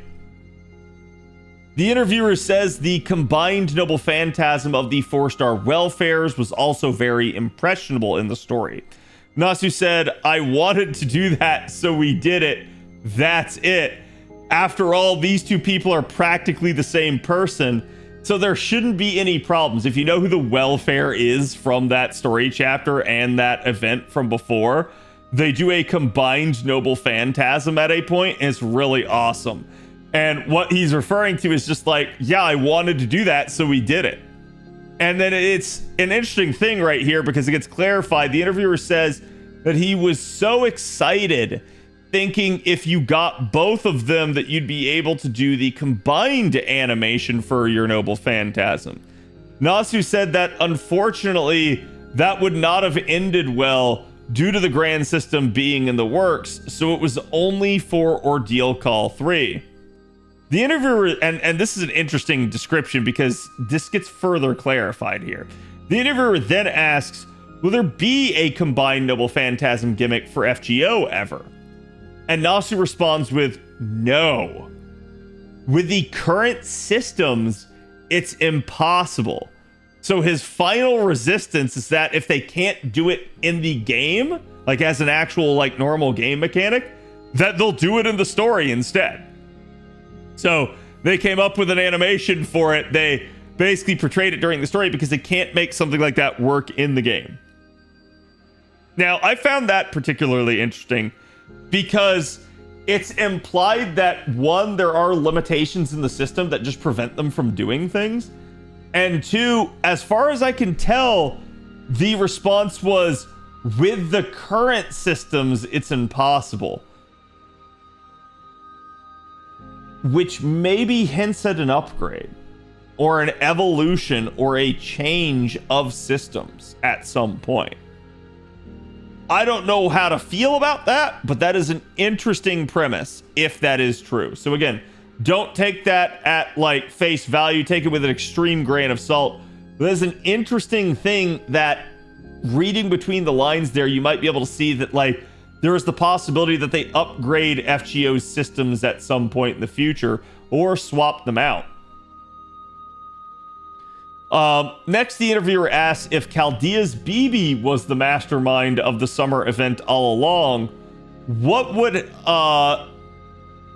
the Dubai world been like, basically? And Nasu says that he was going to make a horrible story originally for the summer event about a Dubai stock exchange war, and that every day it would be announced who had the highest stock value. Whoever had the last place, they would have been slowly eliminated over time. And that in the end, BB would show up and say that the stock exchange is a very scary thing, and that to say no to foreign exchanges, that is to say, like, it's a bad thing. And he said, I wanted to showcase this event and tell you the dangers of foreign exchange. He said, in the end, though, BB would have made the most money behind the scenes. So in other words, BB would come in and tell you, like, no, foreign exchange is evil. Like, don't do this. But then on the side, BB would have been, like, absolutely making bank. And I find that hilarious. It's like she would just been playing both sides. The interviewer asks how BB Dubai came to be at this point, and Nasu says that at first we came up with the name of BB Celebrity because they wanted her to be glitzy and glamorous. And they said, but it lacked punch, so we renamed her to BB Dubai instead. And then basically he just kind of like morphs us into other parts of BB here, and he says that BB Cosmos, which is a different ascension, was a BB Chan that went to the moon. So we wanted to combine a spaceship and a swimsuit version of her, and that's how that was born. So Nasu just pulled like some of those old like pinup poster gals of like women in spacesuits, also in like a one piece or a bikini, and like he's incredibly based for that because that's just awesome. In other words, they turned her space form into an actual swimsuit. The interviewer says, speaking of BB Dubai, her expressions are abundant. There's a ton of them. And her noble phantasm has many cut-ins and variants. And Nasu says, of course it is. After all, this is the final BB Chan. We made sure that she was fancy and elegant. The interviewer says, what? This is the last BB? And Nasu says that this is the supreme and ultimate BB after all. He said, I don't know about Golden Bunny, but Wada Arco made it and said, this is it. And this is where it gets interesting, because he goes, Golden BB came from the idea of let's make BB golden. He said, and it expanded from there. Then we just let Wada Arco do her thing. The interviewer asks during OC3 that Kazura Drop showed up and then arrived in the next event. Of the Sakura 5, we have 4 of them. When will we get Violet? See, chat, the interviewer is just incredibly based. Nasu says, that'll be difficult. He said, Kazura Drop came in as a guest star, but the user base's reactions to her were so well done that they pivoted to make her playable later on. And he said, they knew they couldn't give her, though, right off the bat, so they decided to showcase her one more time during the summer event and then put her in the next event. Takeuchi says that Violet could have been a welfare and that they had a conversation to that effect. Nasu adds that if it had OC3 was a solo story, if they had OC3 as a solo story, it would have happened. So there was a talk earlier, if you guys remember, in the article where they're talking about how OC3 was a tandem thing. Like, it was piggybacking off the back of the summer event. So it was a combination factor that was going on there. If OC3 was its own standalone story and wasn't involved in summer, they might have made it happen, but because it was a combined thing, they chose not to. He said, but instead they made it use summer resources. It became difficult to make it happen then. The interviewer says, so Violet can only be seen in Khadroth's Noble Phantasm. I really wanted her to be playable. And Nasu interjects and says that Violet is a writer like Sakura. Writer meaning Medusa here. He says, but we've recently showcased Saber Medusa in FGO. It would overlap a little too much.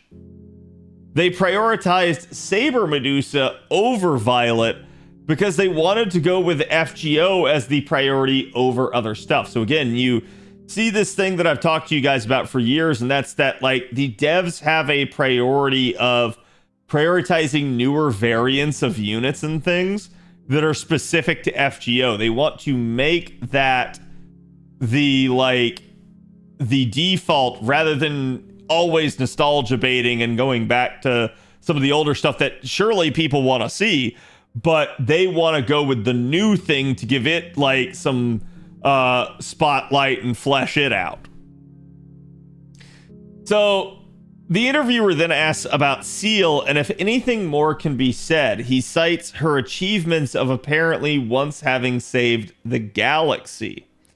Nasu says, whenever you would complete a quest, you'd see a pop-up in the corner, and he wanted that to be a thing.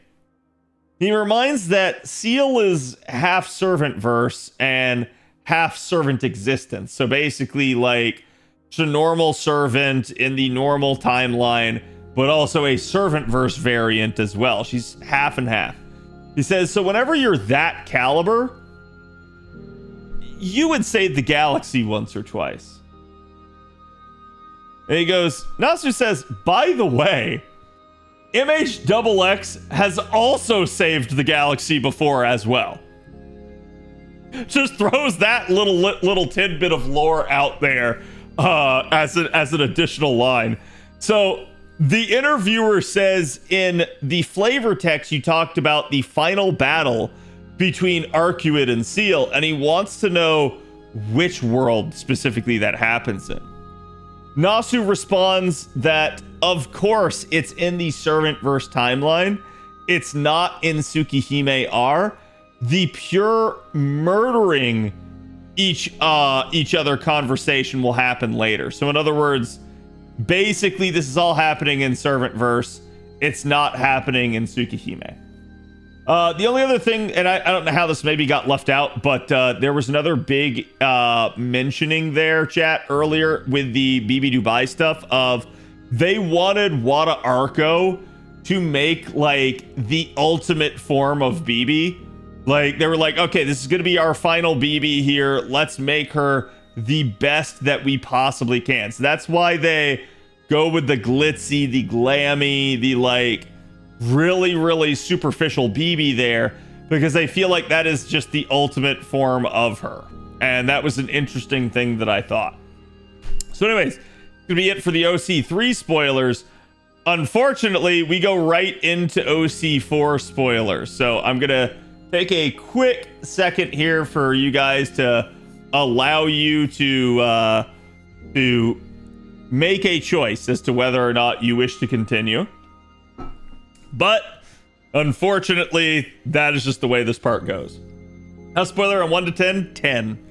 10 out of 10, maximum spoiler. So you've been warned. Okay, here we go again, chat. The interviewer says, next up, let's go back to Ordeal Call 4. He goes, I'm confused because you said in Ordeal Call 3 that you're in for a surprise. What did you mean? And Nasu clarifies that, yes, that was for OC4. So basically, just for further context I provided here, Ordeal Call 3 was added, and they originally planned to only have 3 Ordeal Calls. So in other words, what the author is asking about is Nasu said, hey, in Ordeal Call 3, you said there was going to be a surprise. But Ordeal Call 3 came and went. What did you mean? And Nasu goes, yeah, that was Ordeal Call 4 that I was referring to. So Nasu just wasn't letting the cat out of the bag at the time. They already knew they were doing an Ordeal Call 3. But that was him sticking to the script and basically saying, you're in for a surprise in Ordeal Call 4 without calling it 4. So he goes, when he saw the plot that was made, Mezo Ikaku, and Trubs clarified this is like a terminology for a room sharing love scenario. So when he saw the plot that was made, Mezu Ikaku, on top of Mahjong, and he thought, even I won't go that far. Basically, like, he saw what the writer had planned, and he was like, yo, that's crazy that you're combining all of this. The interviewer says, when you said that, I thought that on Ordeal Call 3, aka Ordeal Call 4, that MASH was going to become a 5-star. He said, but nobody could have predicted this.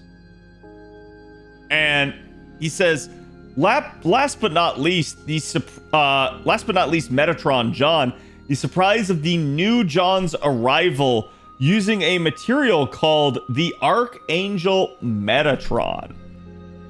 And basically, Nasu points out that FGO was avoiding using angels with names until then.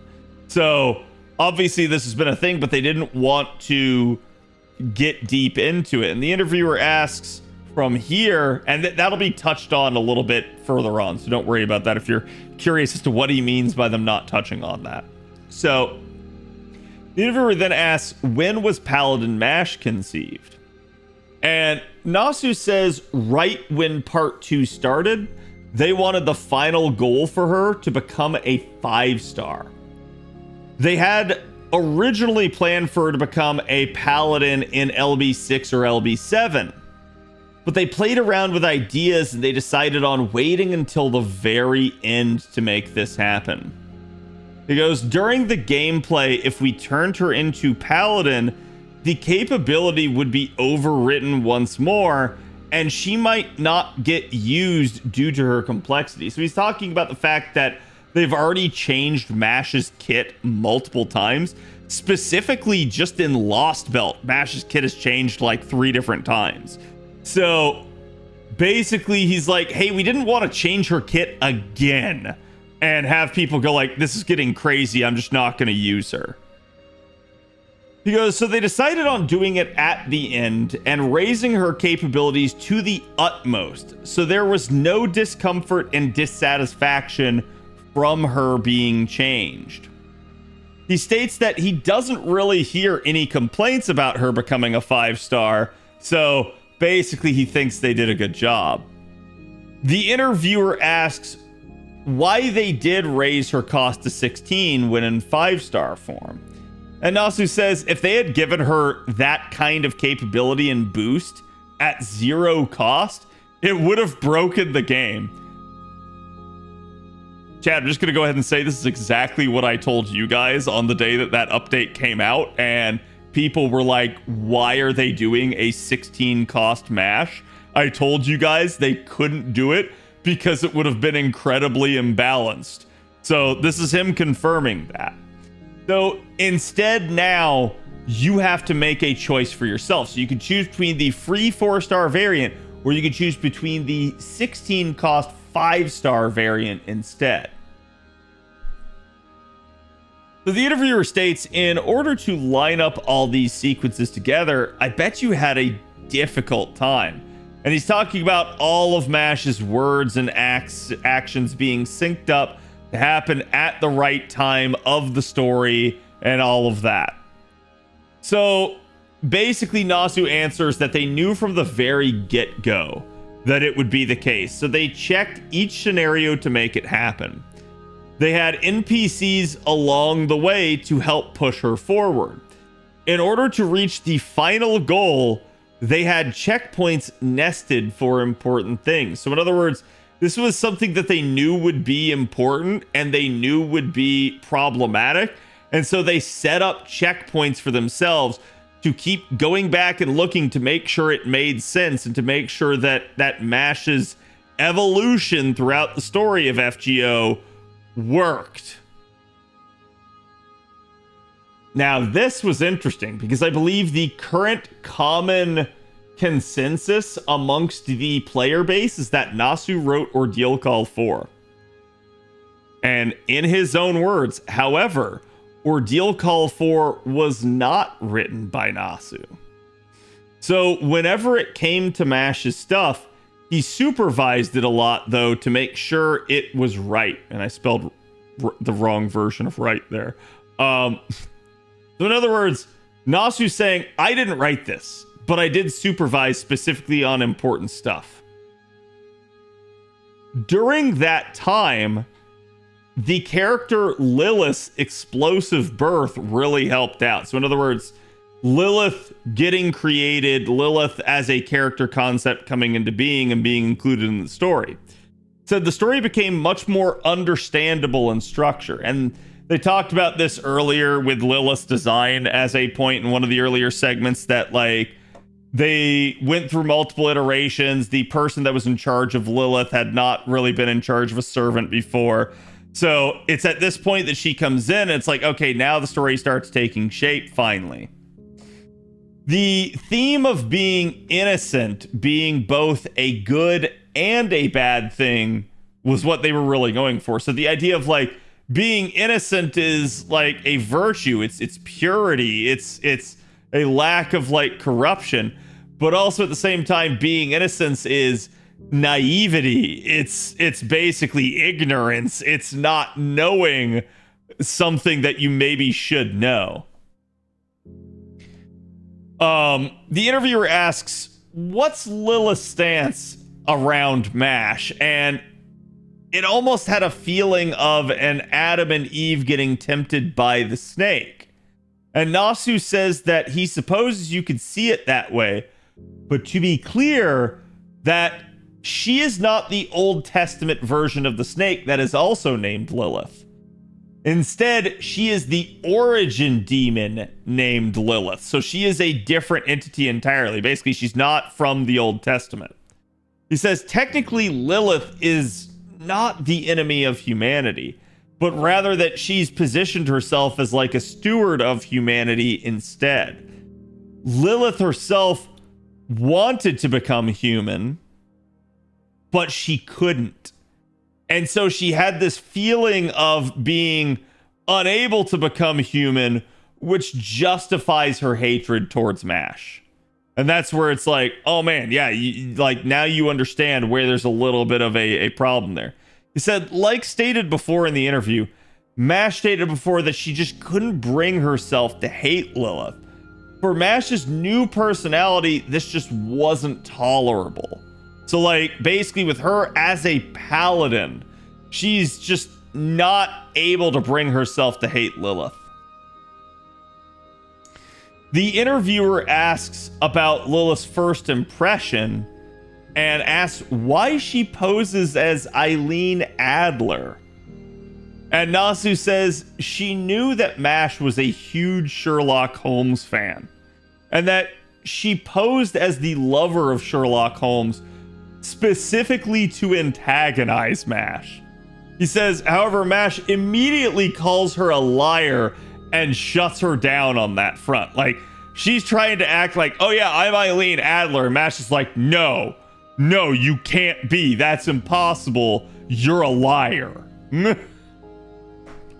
So the interviewer asked them to talk then about the Shielder Paladin design. And Takeuchi says when it comes to being a paladin, they knew they wanted it to be a pure white design. Something like a Holy Knight at first. But when they were trying to design her fully, they had to think what she would look like, and they had a few options, but they struggled from there. Takeuchi says that the shield design in her normal form was a very impressionable and strong one, and they didn't want people to feel sad from them changing it. So instead, they made that the focus of the design, and they paid it great attention. So in other words, they made it like the focal point, and they went from there. The interviewer asked them then to talk about ray-proof Kyrillite specifically, and Takeuchi says that we heard there was going to be a change in the black barrel gimmick, so they asked Nasu about it. He specified that he really wanted a cool, and this is kind of weird, but it's like arcade shooting game gimmick for when she changed into it. So they asked Choco for the design. And basically what they're trying to say is that like there was this transformation sequence for the gun, right? So they go and they ask Choco for the design. Choco was apparently very busy at the time. However, Choco said, that sounds like a fun topic. I'll do it. And Choco basically is Melison's artist.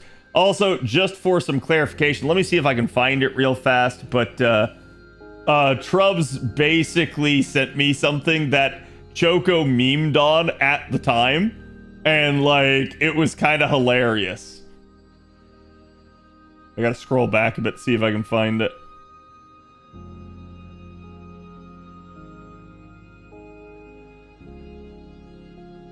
Yeah, here it is. So here's the little Choco like 4 coma. So this is like him with all of his like options for Nasu, and he's like, hey Nasu, which one do you want to go with? And Nasu's like pulling on the leftmost one, and then there's like the one in the middle that's like, this is clearly the one that like Choco's like leaving out. It's like it's the one he wants Nasu to pick, his actual like preferred option, and Nasu is pulling on the left one. And then like you can see Nasu continuously pulls on the left one, and it's making Choco sweat because he's like, well, look at these other options, and like, why are you pulling this?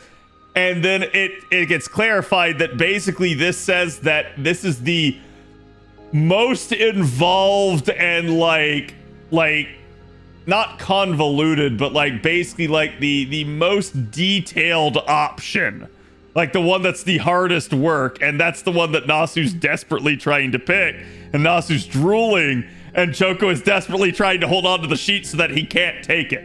So in other words, with regards to the black barrel design, Nasu literally picked the most complex version just so that like he could get his way, and Choco was like, God no, please not that one. So he goes, they had a few different ideas and then handed it off to Choco, and they did it from there. He said then they went with the one that matched her white design. Nasu says there was a lot more purple in the first prototypes of the designs for her. Takeuchi said though that black barrel was jet black and it looked cool. And he said they had a hard time getting rid of that cool original black design because her scheme was white and they had to match the design pattern.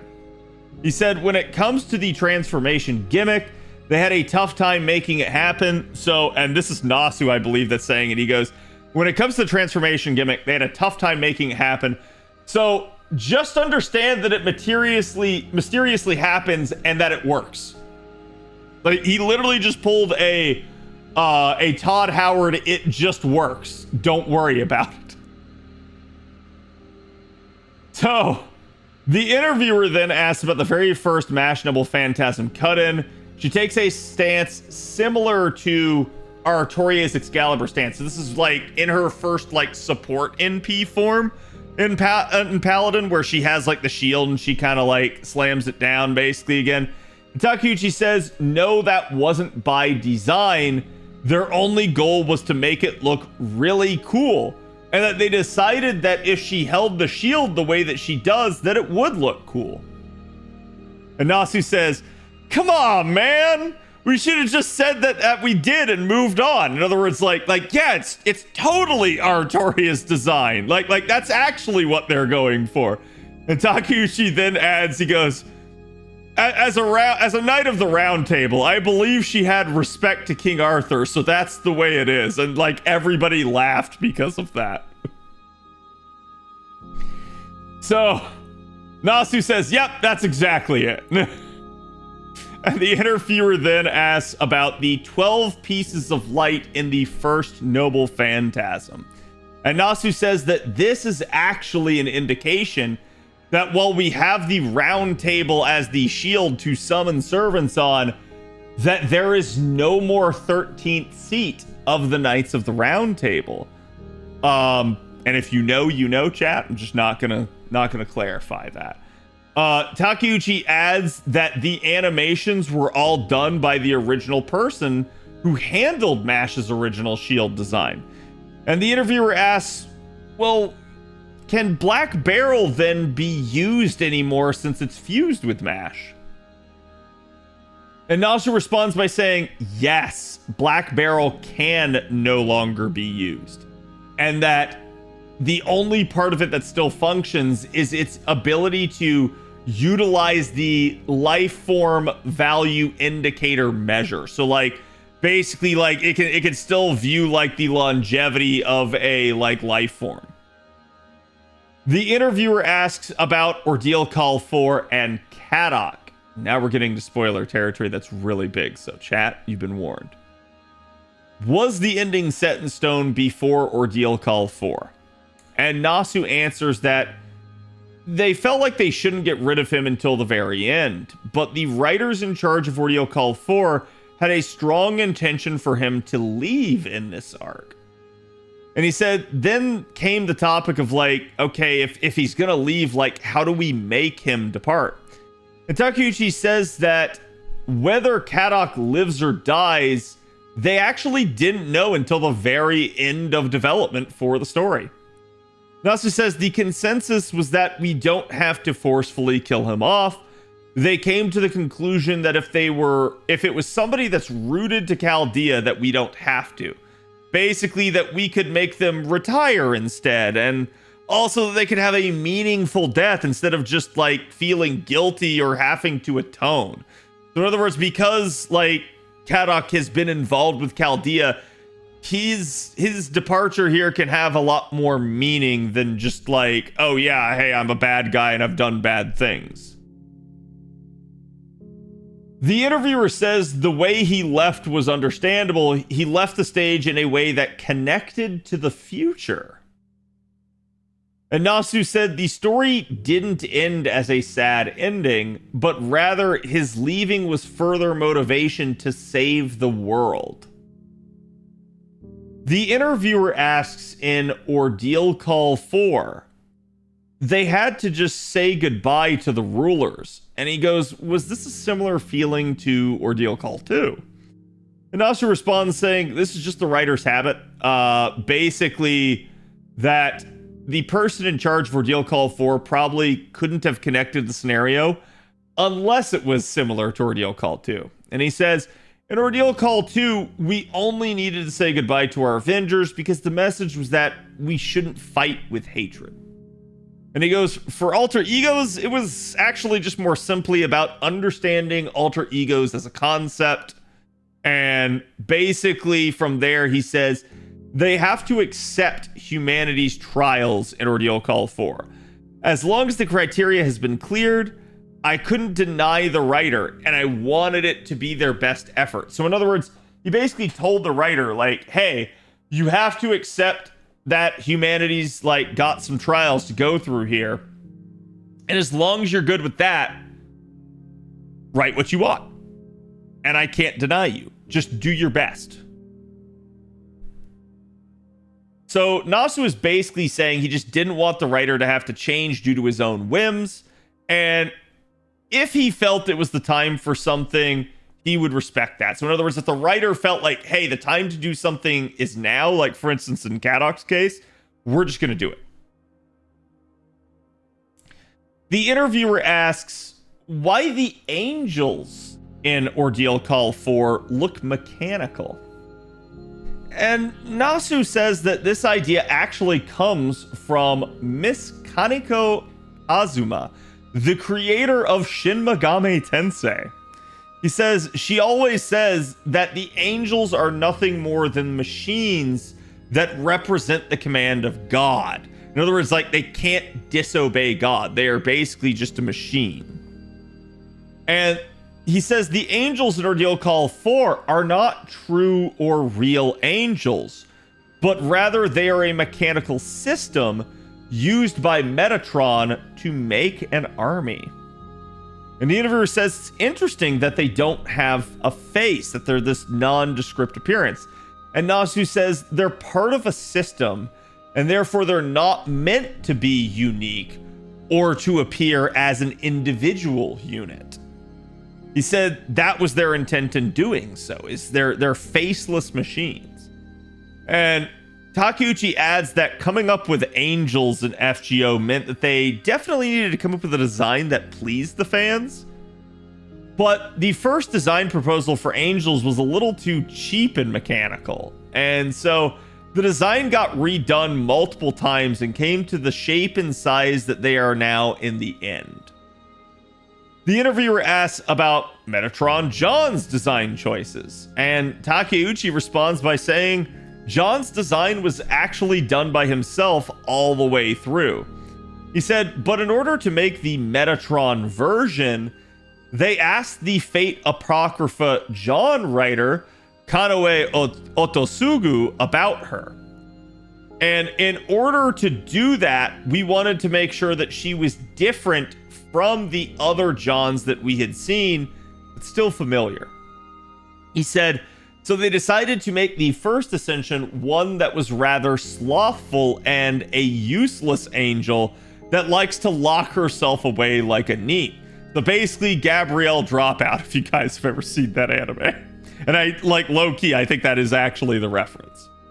Nasu said during the meetup to Wada Arco that I want you, okay, so here it was. I want you to make the ultimate BB.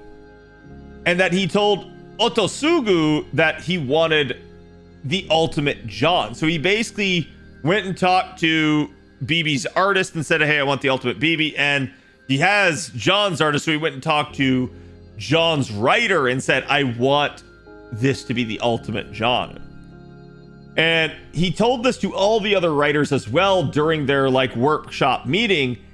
And that when the idea was presented, the writer immediately asked, why don't we turn her into an angel?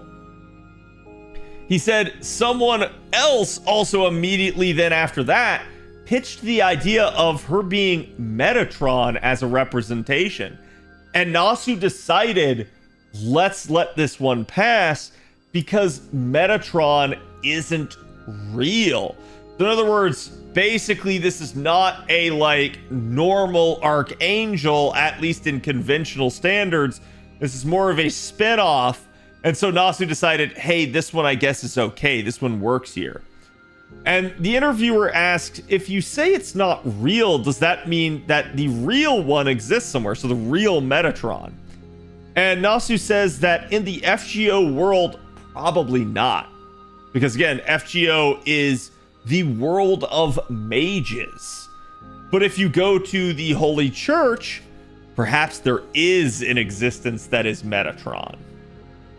So he goes, when it comes to Type Moon, the concept of angels are a little irregular and they're not the same as normal. So in other words, in Type Moon, angels just are not like the stereotypical depiction of them.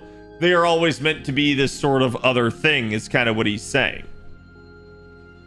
The interviewer asked about the finale of Ordeal Call 4 and the inclusion of Galahad. And Nasu says, as a video game, that a surprise is a must and a need. So in other words, they couldn't just keep things the way that everyone expected it to go. They had to throw in a curveball in effect.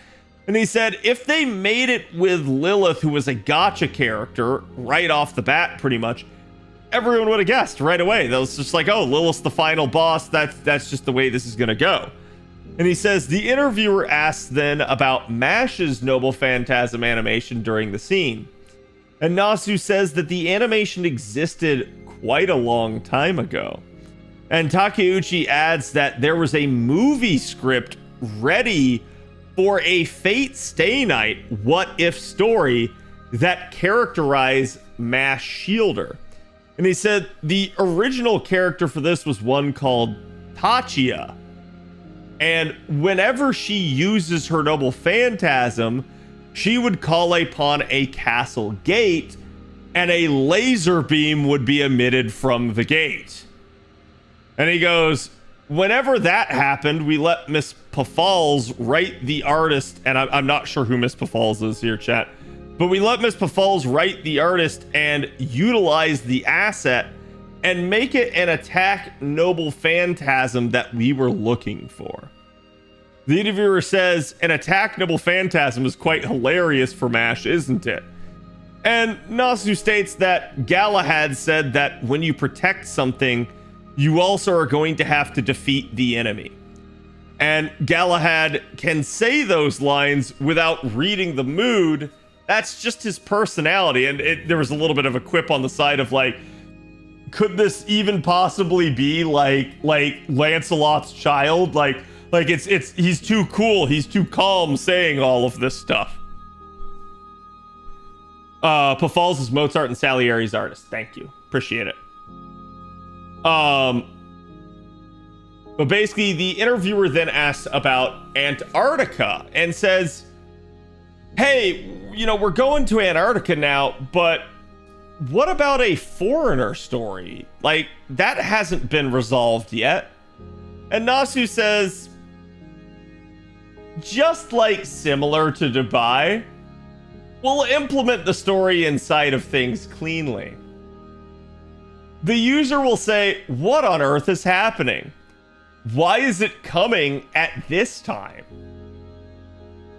And basically then Nasu says, this is basically confirming, or sorry, no, this is me adding that this is basically confirming that we will get a foreigner explanation, a foreigner story. It could be during the summer event, it could be during a Halloween event, or it could just be like any other event that happens before the final chapter, chat. So you are going to get a foreigner ordeal call, basically, but it's maybe not going to be as an ordeal call. It just will be an explanation. And that is the end of Ordeal Call for spoilers. Now, chat, you are good. We are out of spoiler territory. Spoilers are free. Okay. So, at that point, y'all are safe. This is now non-spoiler territory. So the interviewer asks, can you give us the setting reason and why Olga was chosen as the Annie servant? And Nasu responds, where else would we put her out? He goes, would it not be this year and nowhere else? We did our very best in order for this servant to come out up until now. And Takeuchi says that every anniversary servant, they always think hard for sure. Like every single time. It's like, hey, yeah, there's gonna be like, who do we want to be the anniversary? Every time we always bicker and fight over who it should be. But because this was the 10th year, there were not a lot of options for who it should be. There was another option, but we came to the conclusion that Olga was the best choice. In other words, there weren't a whole lot of good options. They had another one that they were gonna go with, but they decided, nah, let's go with Olga. There was a time they decided to give her after the final chapter, but we came to the conclusion that she should be an Annie servant given before the final chapter instead. And Nasu says that both approaches have their merits and demerits. He said, if we put her after, everyone would be happy, but the final chapter would be over already. And he said, if we give her out before, even while we are continuing forward, it would still be wrapped in mystery. Though it could be a bit of a spoiler that people could figure it out. In other words, Olga is a spoiler, chat, and the closer you look, the more you're going to see. I find it really funny because literally as Trubs was reading through this part of the translation, somebody in chat started like effectively asking a spoiler question. So it is what it is. And the interviewer asks if we will get any more of the beasts then. And Nasu says, I specifically stated that in proper human history, you're not getting the beasts. But people might say that I'm misdirecting people. So he said, we might get more beasts if they want to, just not from proper human history. So in other words, yeah, you can get more beasts. It's not going to be a proper human history beast. And to be clear, the only proper human history beast is Draco. That is the only one you've gotten. The interviewer asks about Olga's class name. And Nasu says, this is Unbeast. He said, it's a beast that's not a beast. He said they had an idea to make a president class, and it's something that they could have done. But after they discussed, they just decided that Unbeast was like the better name to go with. And Takeuchi chides him at that point and says, yes, very convenient. And I find that hilarious that Takeuchi at this point is just like sitting there just kind of like laughing at him at this point and like just hard correcting him and kind of like just ball busting him because he knows this is a particular subject that Nasu has been like just kind of flittering around the entire past couple of years and just doesn't want to like give a straight answer. So the interviewer then asks, what about a class score for Unbeast? So again, remember, just a reminder, this interview comes out before the anniversary stuff was revealed. It comes out after, but it was conducted before. So Nasu says that there actually won't be a specific class score for her, but that by using a backdoor technique, she can do it. And he said, for those people who beat the 4 scenarios, aka the Olga fights, they can unlock a path to it. And Takeuchi specifically says that a beast is a very special existence that has been set in stone ever since the beginning of FGO, and that Nasu has said as such numerous times. It was so important and special that we came to the conclusion that we didn't add it to the GSSRs. So in other words, that's why Beast is such a important thing. We just didn't put it in GSSRs. It is a character that normally you can't summon. Now, I think just real quick here, this obviously defies a little bit of like gamer logic. Like we see the unit get a banner and everything like that. But that's what they're trying to say is like, hey, that banner is the exception. They don't get the banners very often. This is why you can't do this, is we are holding them out as special, which is something that we have theorized for a long time. I think this was pretty apparent to a lot of us. This is now the confirmation that the devs have held the beasts out of GSSRs for lore purposes, and that is what we suspected. He says that is a strict rule at the moment, so who knows, maybe that rule gets relaxed. But after all, grand servants are created in order to fight a beast. And Nasu says there is no grand beast, and you guys that have granded a beast will find this one particularly interesting. You haven't granded a beast. So Nasu says there is no grand beast. Our only option was to make her an unbeast. And the interviewer asks, does that mean that if you make an unbeast, that you can make them a grand servant? And Nasu states that's what the 4 pieces are for, and combining them to the presidential medal to add them into the class score and change them specifically to an unbeast. And the way this reads is that this seemingly applies to all beasts, not just Olga. So in other words, combining the 4 pieces allows you to grand your beasts because they are all unbeasted. Every single one of the beasts that you guys have is no longer a beast. It's now an unbeast.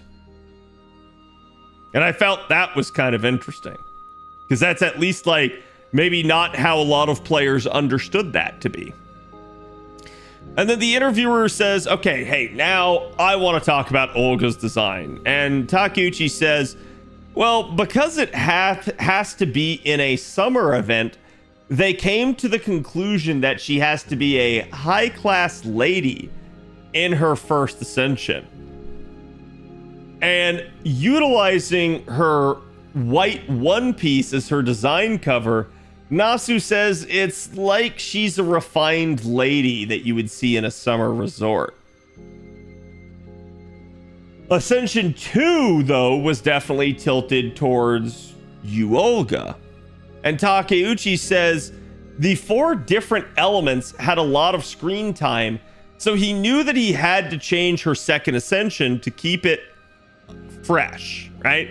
So he's talking about the like wind Olga, the fire Olga, the water Olga, all of those, like earth Olga. Those 4 element designs for her each were unique, and they said, hey, we've got to come up with something different for the actual summonable version to keep it fresh. And so he says, so during the designing of the second ascension, he did tweak things here and there. And you can actually see it if you go back and compare like the base Yu Olga design with the summonable Yu Olga design.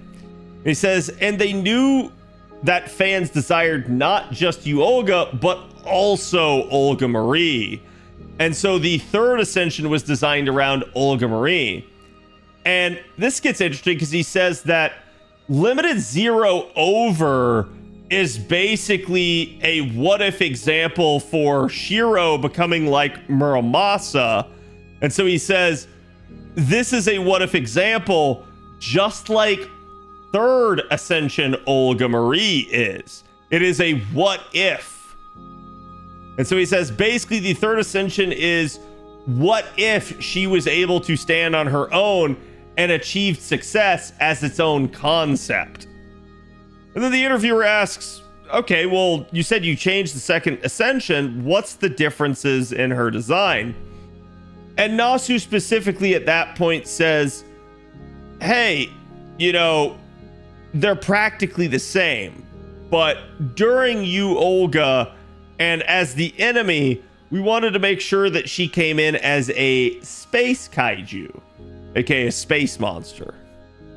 He says, Takeuchi says that they added additional clothing layers to add a more like justice feeling to it, like a sense of justice to it.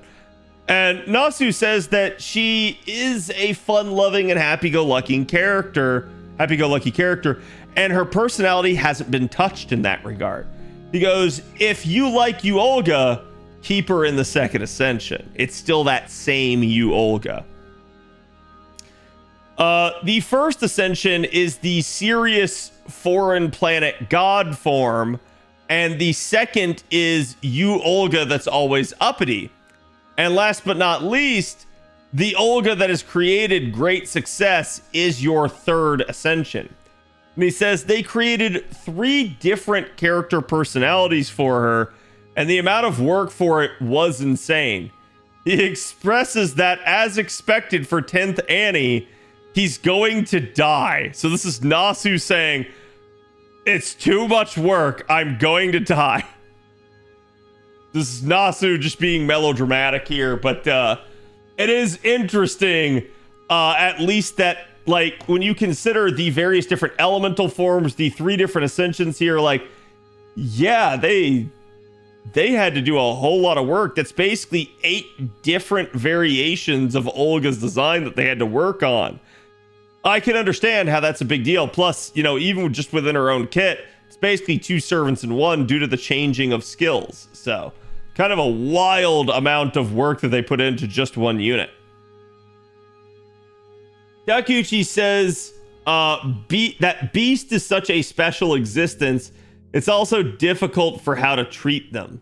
He said they definitely thought hard about the grand system and how to handle them.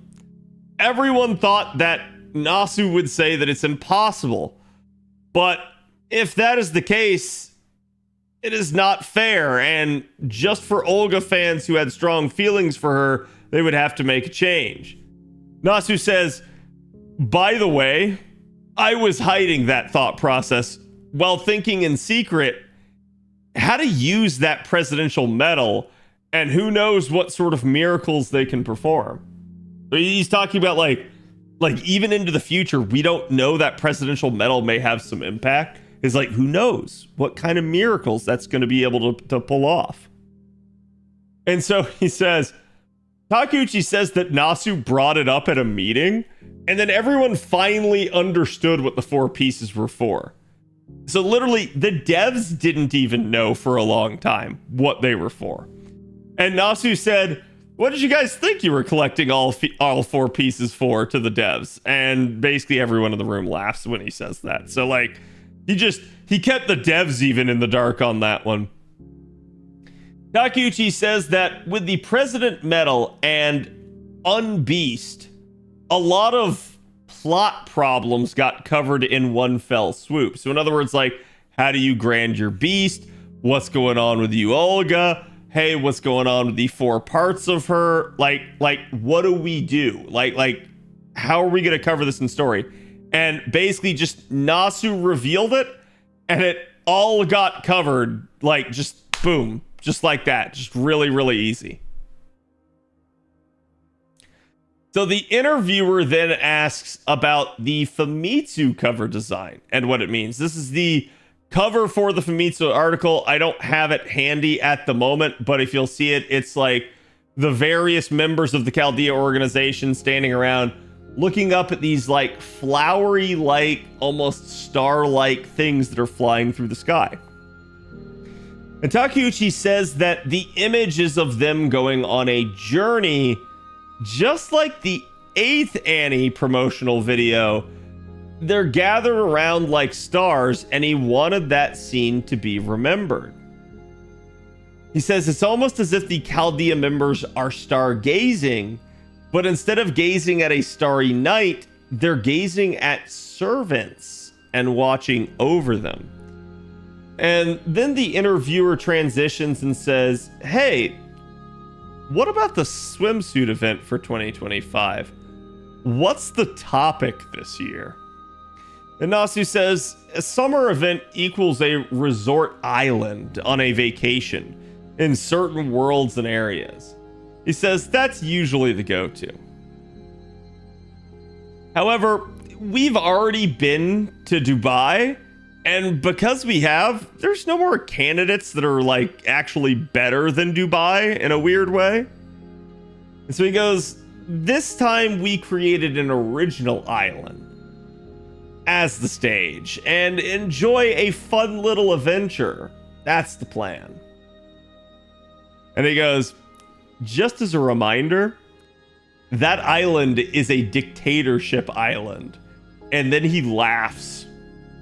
The interviewer says, so with Olga Marie now involved, it's going to be a silly event where there'll be a subtle change in the second half like before. So, chat, this is how you know the interviewer, again, is based and has been playing FGO for a long time. This is probably the same interviewer we've had for Famitsu, every single Famitsu interviewer over the years. But he's basically referencing that in some of the summer events, there is a first half and a second half. And in the first half, summer's all amazing, it's bright, it's shining, it's like, it's the epitome of what a summer event should be. Then maybe something goes wrong and there's some sort of like problem that needs to be resolved. And then the second half of the summer event starts, And all of a sudden, things get kind of dark. Things get kind of scary. Things get kind of desperate. And this problem is a much bigger problem usually than people realized. So he's saying, hey, that's a common thing. Like, are you going to do that again? And Nasu answers, it's a simple story before the final chapter. And Trubs pointed this out, and I completely agree with him. If you actually believe him here, chat, remember Nasu said that LB6 was a simple story.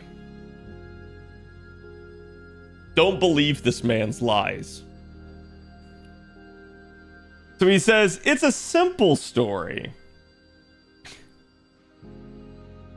And he said, the incident, the location, and the mastermind is a little different this time. It's a lot more comedic. And he said, please do understand that the servants this time around are ecstatic.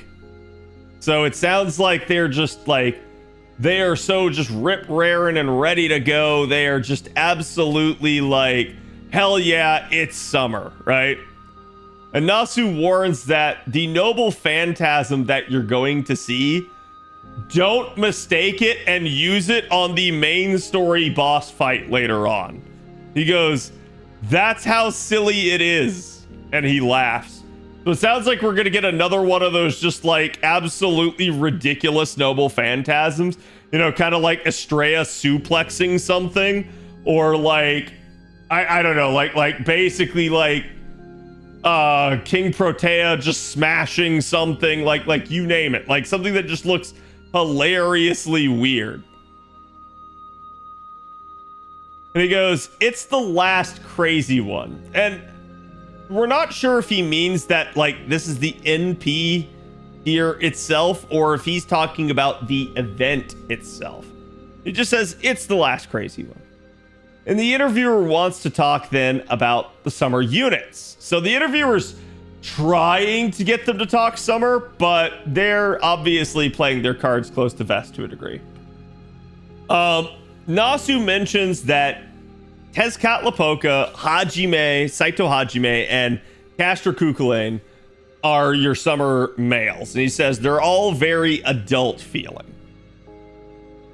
And Takeuchi says that whenever it comes to Tez, they ask teacher Tajima, aka like the artist for Tez, to design it as freely as possible. He says the only criteria we gave was that as long as it looks cool, it's okay. And he goes, whenever it comes to the tattoo section, we definitely went a bit detailed in our conversations. Nasu says he was asked if Tez can have a modern age tattoo. And he said, well, he loves modern age stuff, so you can probably get away with it just fine. And then he laughed. And he said, as expected of Tajima-san, it is a wonderful design. Well done. The interviewer, again being based, asks, why Castor Ku and not Lancer Ku for the pick? And Takeuchi says, kind of again here, as we pointed out earlier, that FGO-wise, it's a lot closer and more familiar to go with Castor Ku. And that's probably what people wanted. See, like, occasionally there's a couple things thrown out here that the devs say that, like, I just disagree with. Like, I don't agree with Takeuchi on this. I think if you polled the player base, the vast majority of people would say they want Lancer Ku. But this is why I think, to a degree, they are trying to prioritize the FGO variant of units. So Nasu answers that when it comes to Ku Lancer's Aloha t-shirt, I know people wanted it as well, but this time we went with Castor Ku. So Takeuchi tried to give an explanation. Nasu just straight up acknowledges, he's like, I know you guys wanted it, but we went with Castor Ku. Deal with it. Like, and the interviewer asks, okay, well, who's the welfare this year? If we have one. And Nasu says, we have Quainshaku or Huyanzhou this year, basically. And Nasu asked for a Huyanzhou that seeks a high approval rating from everybody on social media. And he says the design came in so wonderfully, it went over his expectations. And Takeuchi adds that speaking of Huyanzhou, her anniversary design was popular as well. And Nasu says, since everyone can have her, I'm genuinely happy. Oh, by the way, this summer event is going to have everything that FGO and Huyan have to offer. So, like, I'm not even kidding you, chat. This legitimately sounds like Nasu is saying that the summer event will have everything in the kitchen sink. Like, they threw everything at this summer event. The interviewer asked to talk about the final chapter and if there's anything they'd like to mention or add. This is not spoilers, by the way. Nasu says, we're still in development, but we're going to combine all the story's questions, and it will be a final chapter that will answer all of them. So this is interesting because, one, we're finding out that the final chapter is still in development. Like, it shouldn't be that surprising because I'm sure they're still working on stuff like in the final production phases of it, but they don't have a long time. We are literally looking at it being about 4 months away right now. So I'm surprised to hear that it's still in development, but they probably tweak things pretty much right up until the final like version of it, which is probably I don't know, like a week or something out from actual release. Basically, I did have a note here to ask Trubs, but I think I did ask Trubs about this already, so we're good.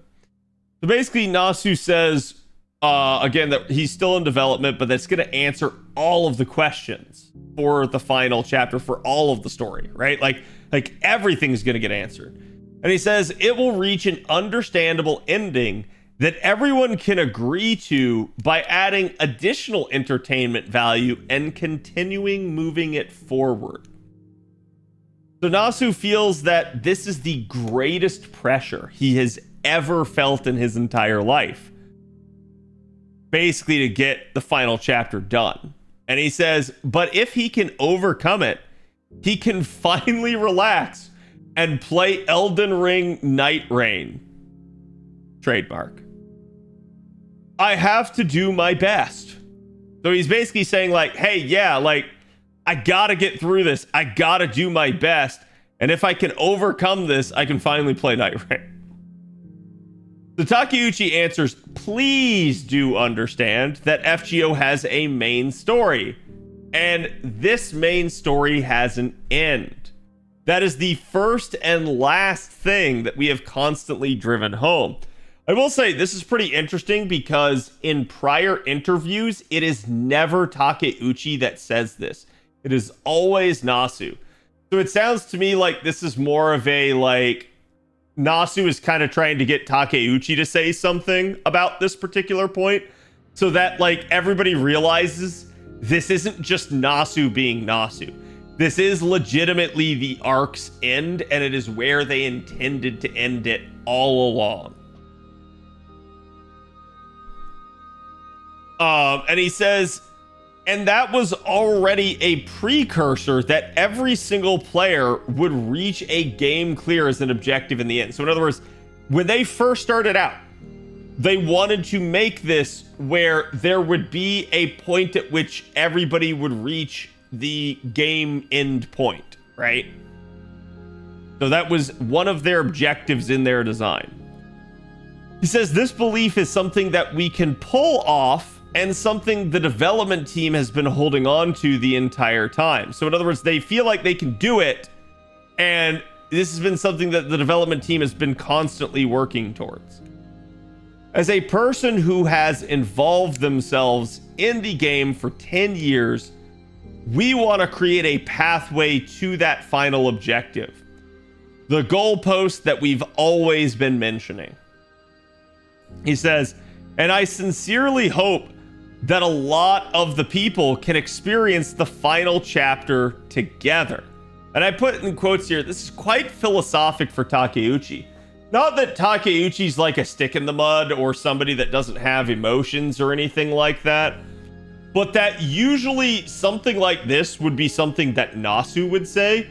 You would not normally hear Takeuchi saying a lot of this stuff about, hey, this is the end chapter. This is Takeuchi, the artist, talking about story, which is normally the writer's like realm of things. So Takeuchi is now saying all this stuff, and he's saying, hey, it's been our goal all this time. We've been trying to get you guys to it, and we hope that as many of you as possible can experience it together. So, interesting to hear that from Takeuchi. Now, Nasu says that at the end of the chapter of part 1, we were able to accomplish something that no other social games at the time were able to pull off. I put in parentheses here gacha, because that's social games is just what they refer to as gacha games. So he goes, at the end of chapter of part 1, we were able to accomplish something that no other gacha game at the time was able to pull off. And he's right. Like, they had a complete story arc there.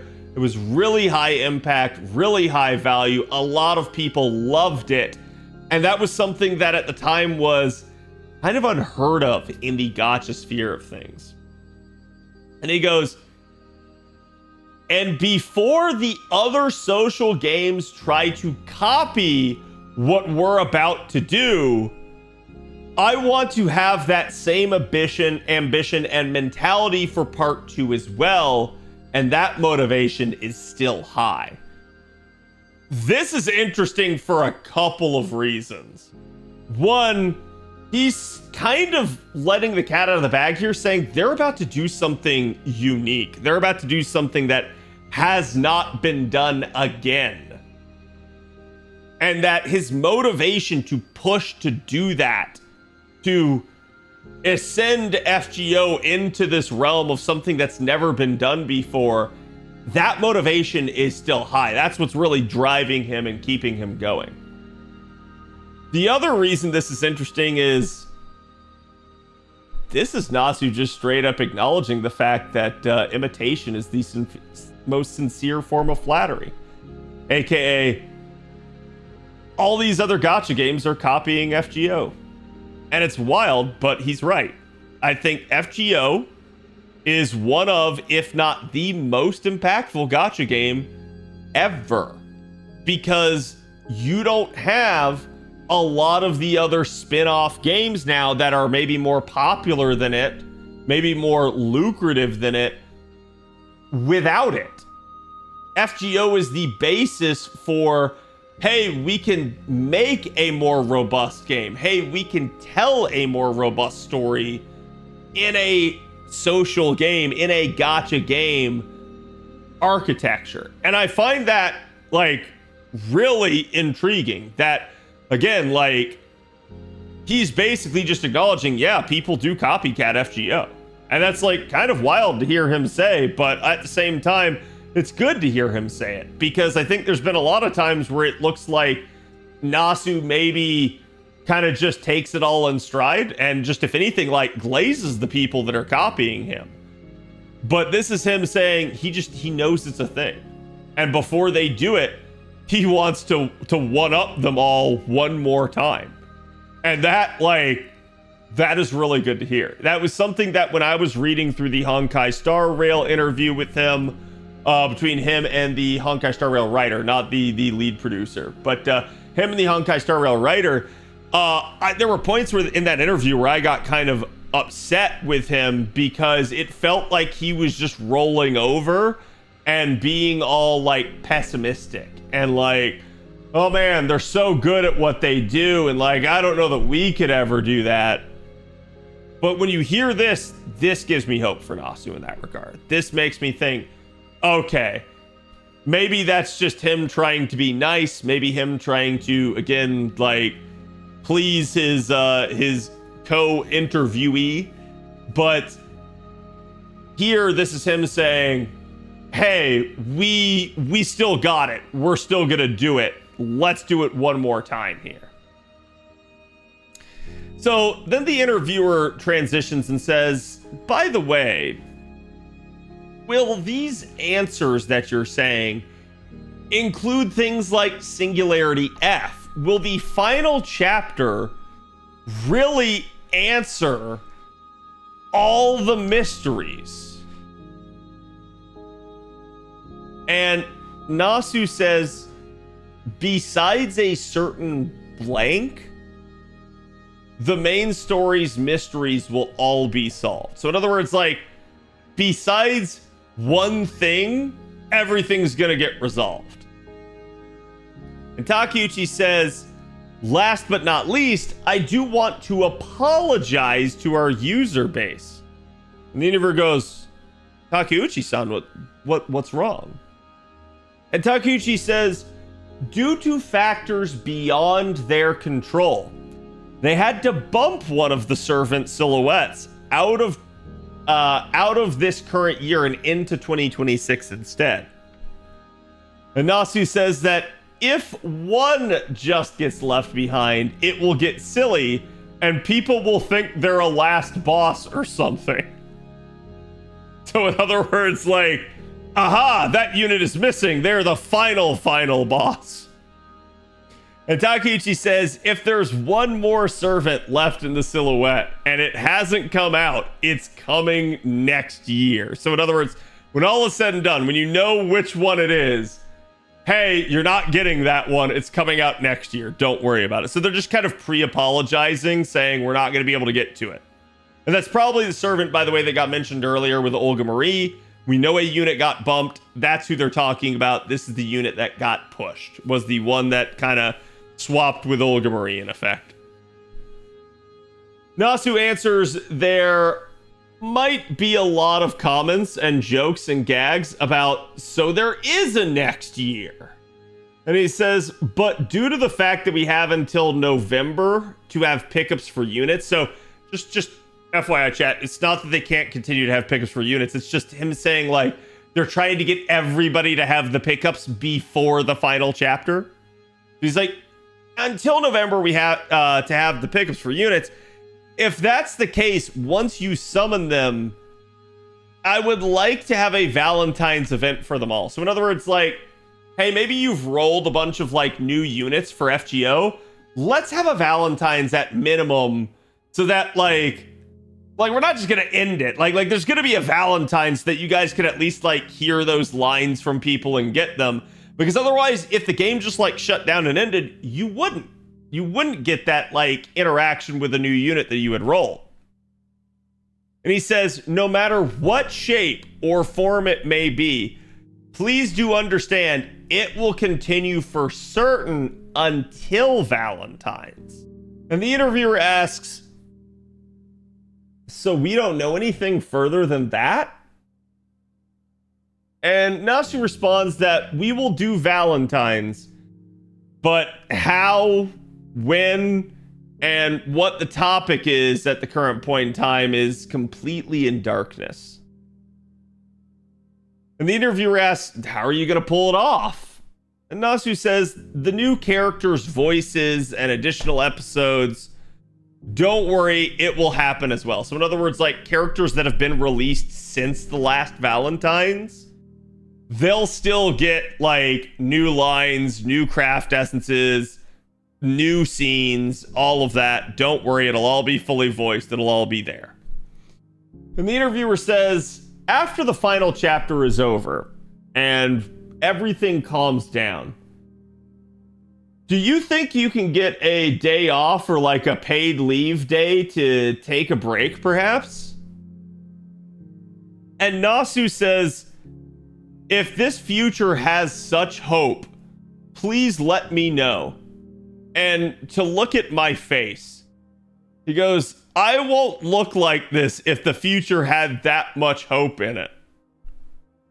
And he literally says, my face looks like a zombie's and has no hope. And he laughs. Oh, he's like, you're saying I could get a day off? He's like, that sounds amazing. That's just not gonna happen. And he goes, but within these 10 years, everybody, and I mean everybody, has supported me. Everyone has supported all of us. And I know that this is no longer just my problem. By the way, chat, I stopped like TLDRing. This is his actual words here. I'm not going to be saying the end, goodbye. That's not happening. I sincerely think an aftercare is always required. And how this game ends, I will let the user's hand decide. How this game ends will be up to the player base. So, this is Nasu saying, hey, I'm not just gonna throw this away. After 10 years, this is amazing, but I now know that, like, I can't just walk away from this. This is not just my problem. This is now bigger than me. This is everybody. And like, if you want me to categorize this for you guys, understand, this also means that there is like literally all of Lasingle, all of Type Moon.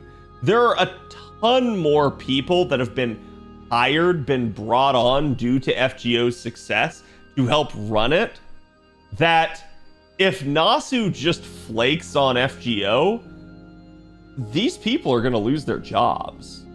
And he knows that. So he says, I know it's not just no longer my problem, and I'm not just gonna hit the final chapter and then say the end, bye, later y'all, and just run off. He goes, that's not happening. I sincerely think aftercare is always required. Which, you know, from talking with Trubs, it's like, for example, like Tsukihime, the original Tsukihime, had its like major 2 parts, but then had additional chapters released for it for like other characters and stuff like that. That's the aftercare he's referring to. He's not just gonna end it just there. So this is him sitting here and saying, hey, regardless of the form, there's going to be something else after.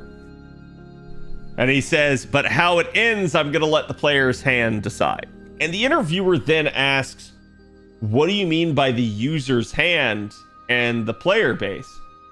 And Nasu responds that, and I need you guys to pay attention here, okay? All hands on deck.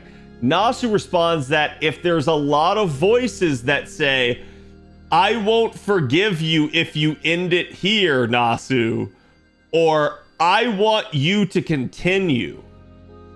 If there's a lot of those voices, then we will not be ignoring it.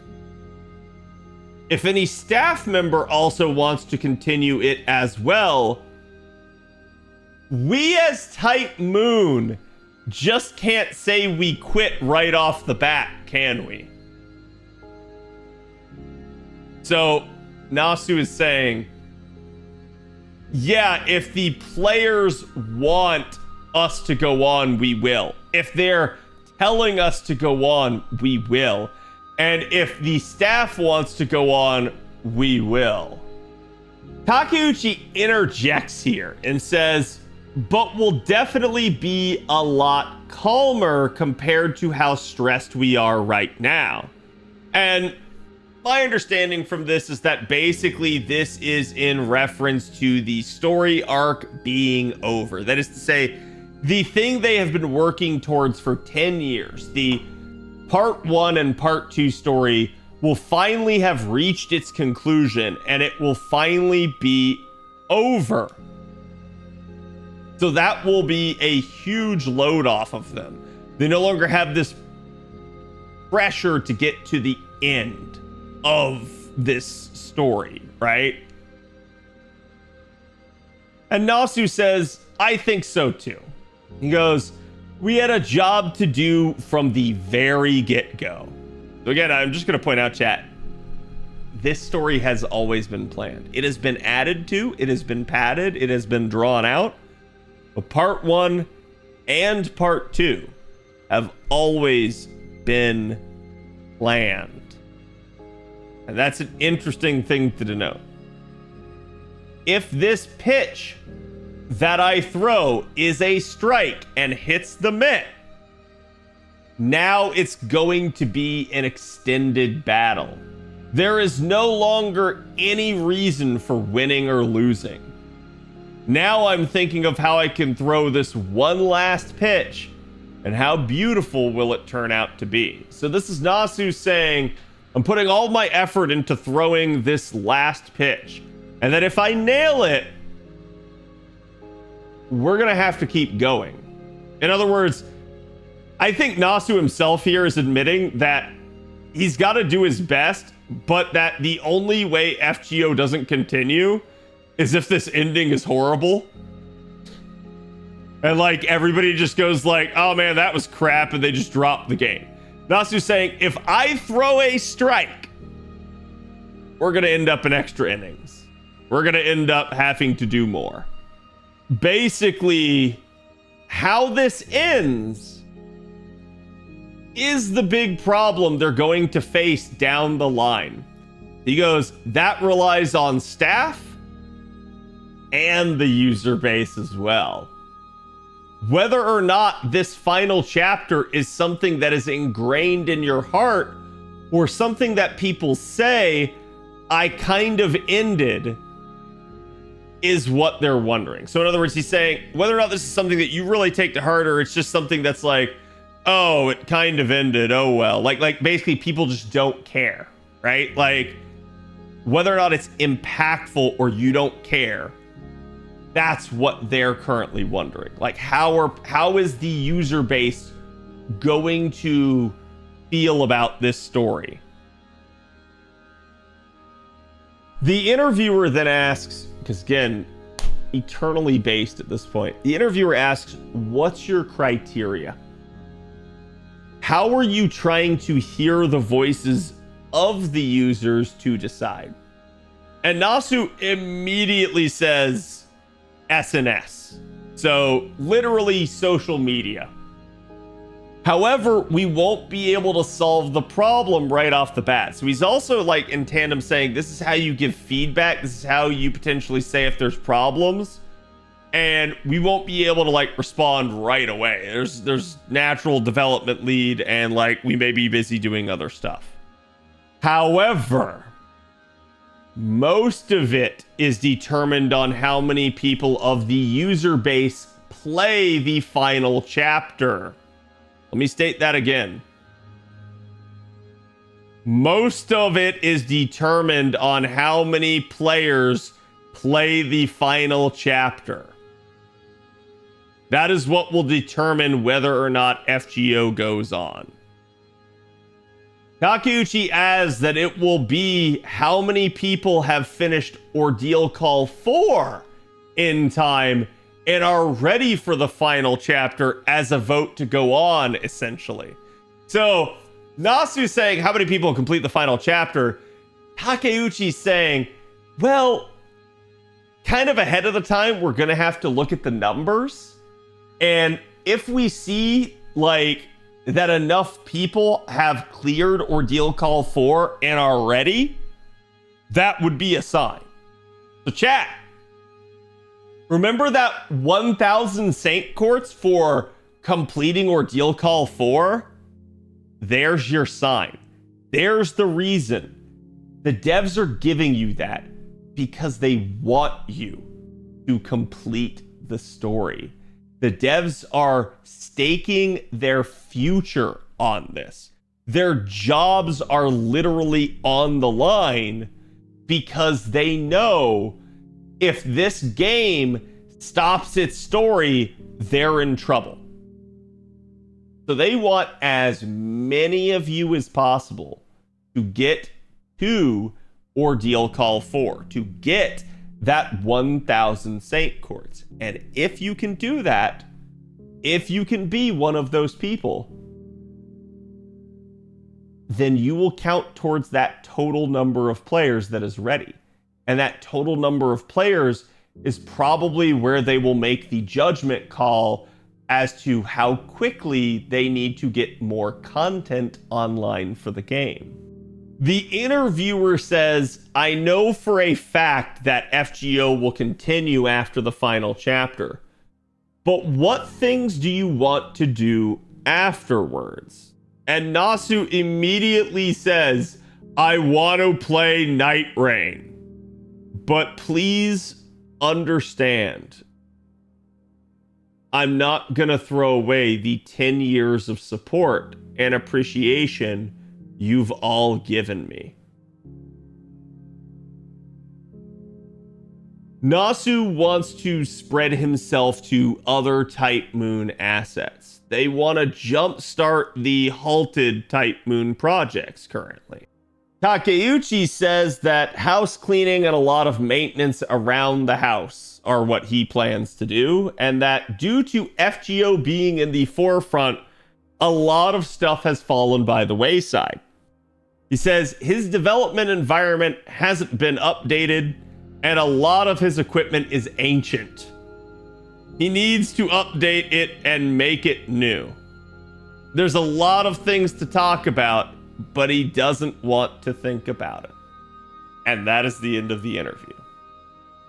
Chat, I want you guys to notice something. We didn't get Nasu dooming in the end.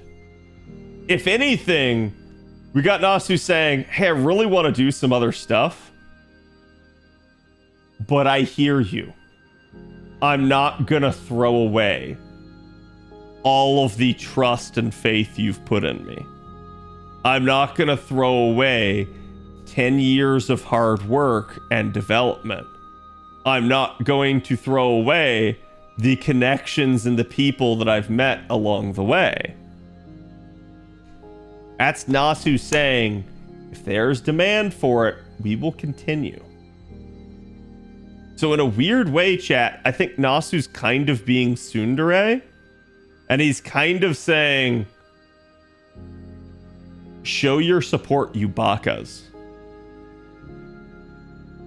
He's kind of saying, as much as he would like it to be done so he can move on to other stuff, it's bigger than him. And he realizes just how much is riding on this now, and that he can't just throw this all down the toilet. FGO Fest was huge, wasn't it? Yep. It was really big. And Nasu has talked about that before, that he has actually been at FGO Fest and been like behind the scenes, behind the curtains, and heard the roar of the crowd, heard the the actual reverberation in the the staging area when stuff gets announced. And he's like, that resonates with him. That makes him feel it. So he's feeling that, chat. I guarantee it. He knows. So I think to a degree, he maybe wants to take a little bit more of a back seat. That is why we have seen the Ordeal Calls be written by other people. Again, like we confirmed here in this interview, Ordeal Call 4 is written by someone other than Nasu. And all he's doing is supervising that. So I think this is an idea that maybe moving forward, he will not have to be as directly involved with individual story writing and can take way more of that supervisory and editorial role that we've always thought that he should. And in that frees him up a little bit. That allows him to work on some of these other things. So, anyways, I thought it was a really interesting interview. I thought there was a whole lot revealed here. Maybe some other stuff I would have liked to have seen them touch on, but this was a really interesting one for a 10-year anniversary. And I think for me, this gives me a little bit of peace of mind to know that finally we're hearing that Nasu's just not going to abandon the game. Finally, we're hearing that Nasu will be subject to the whims of the player base and their demands and their desires, and that he knows people are relying on him and he's not just going to give that up. So, good thing to hear. But let me know what you guys think about the interview. Let me know what you guys want to see for the future of FGO and whether or not you want FGO to go on. Be curious to hear you guys' thoughts, and I will see you guys for the next one.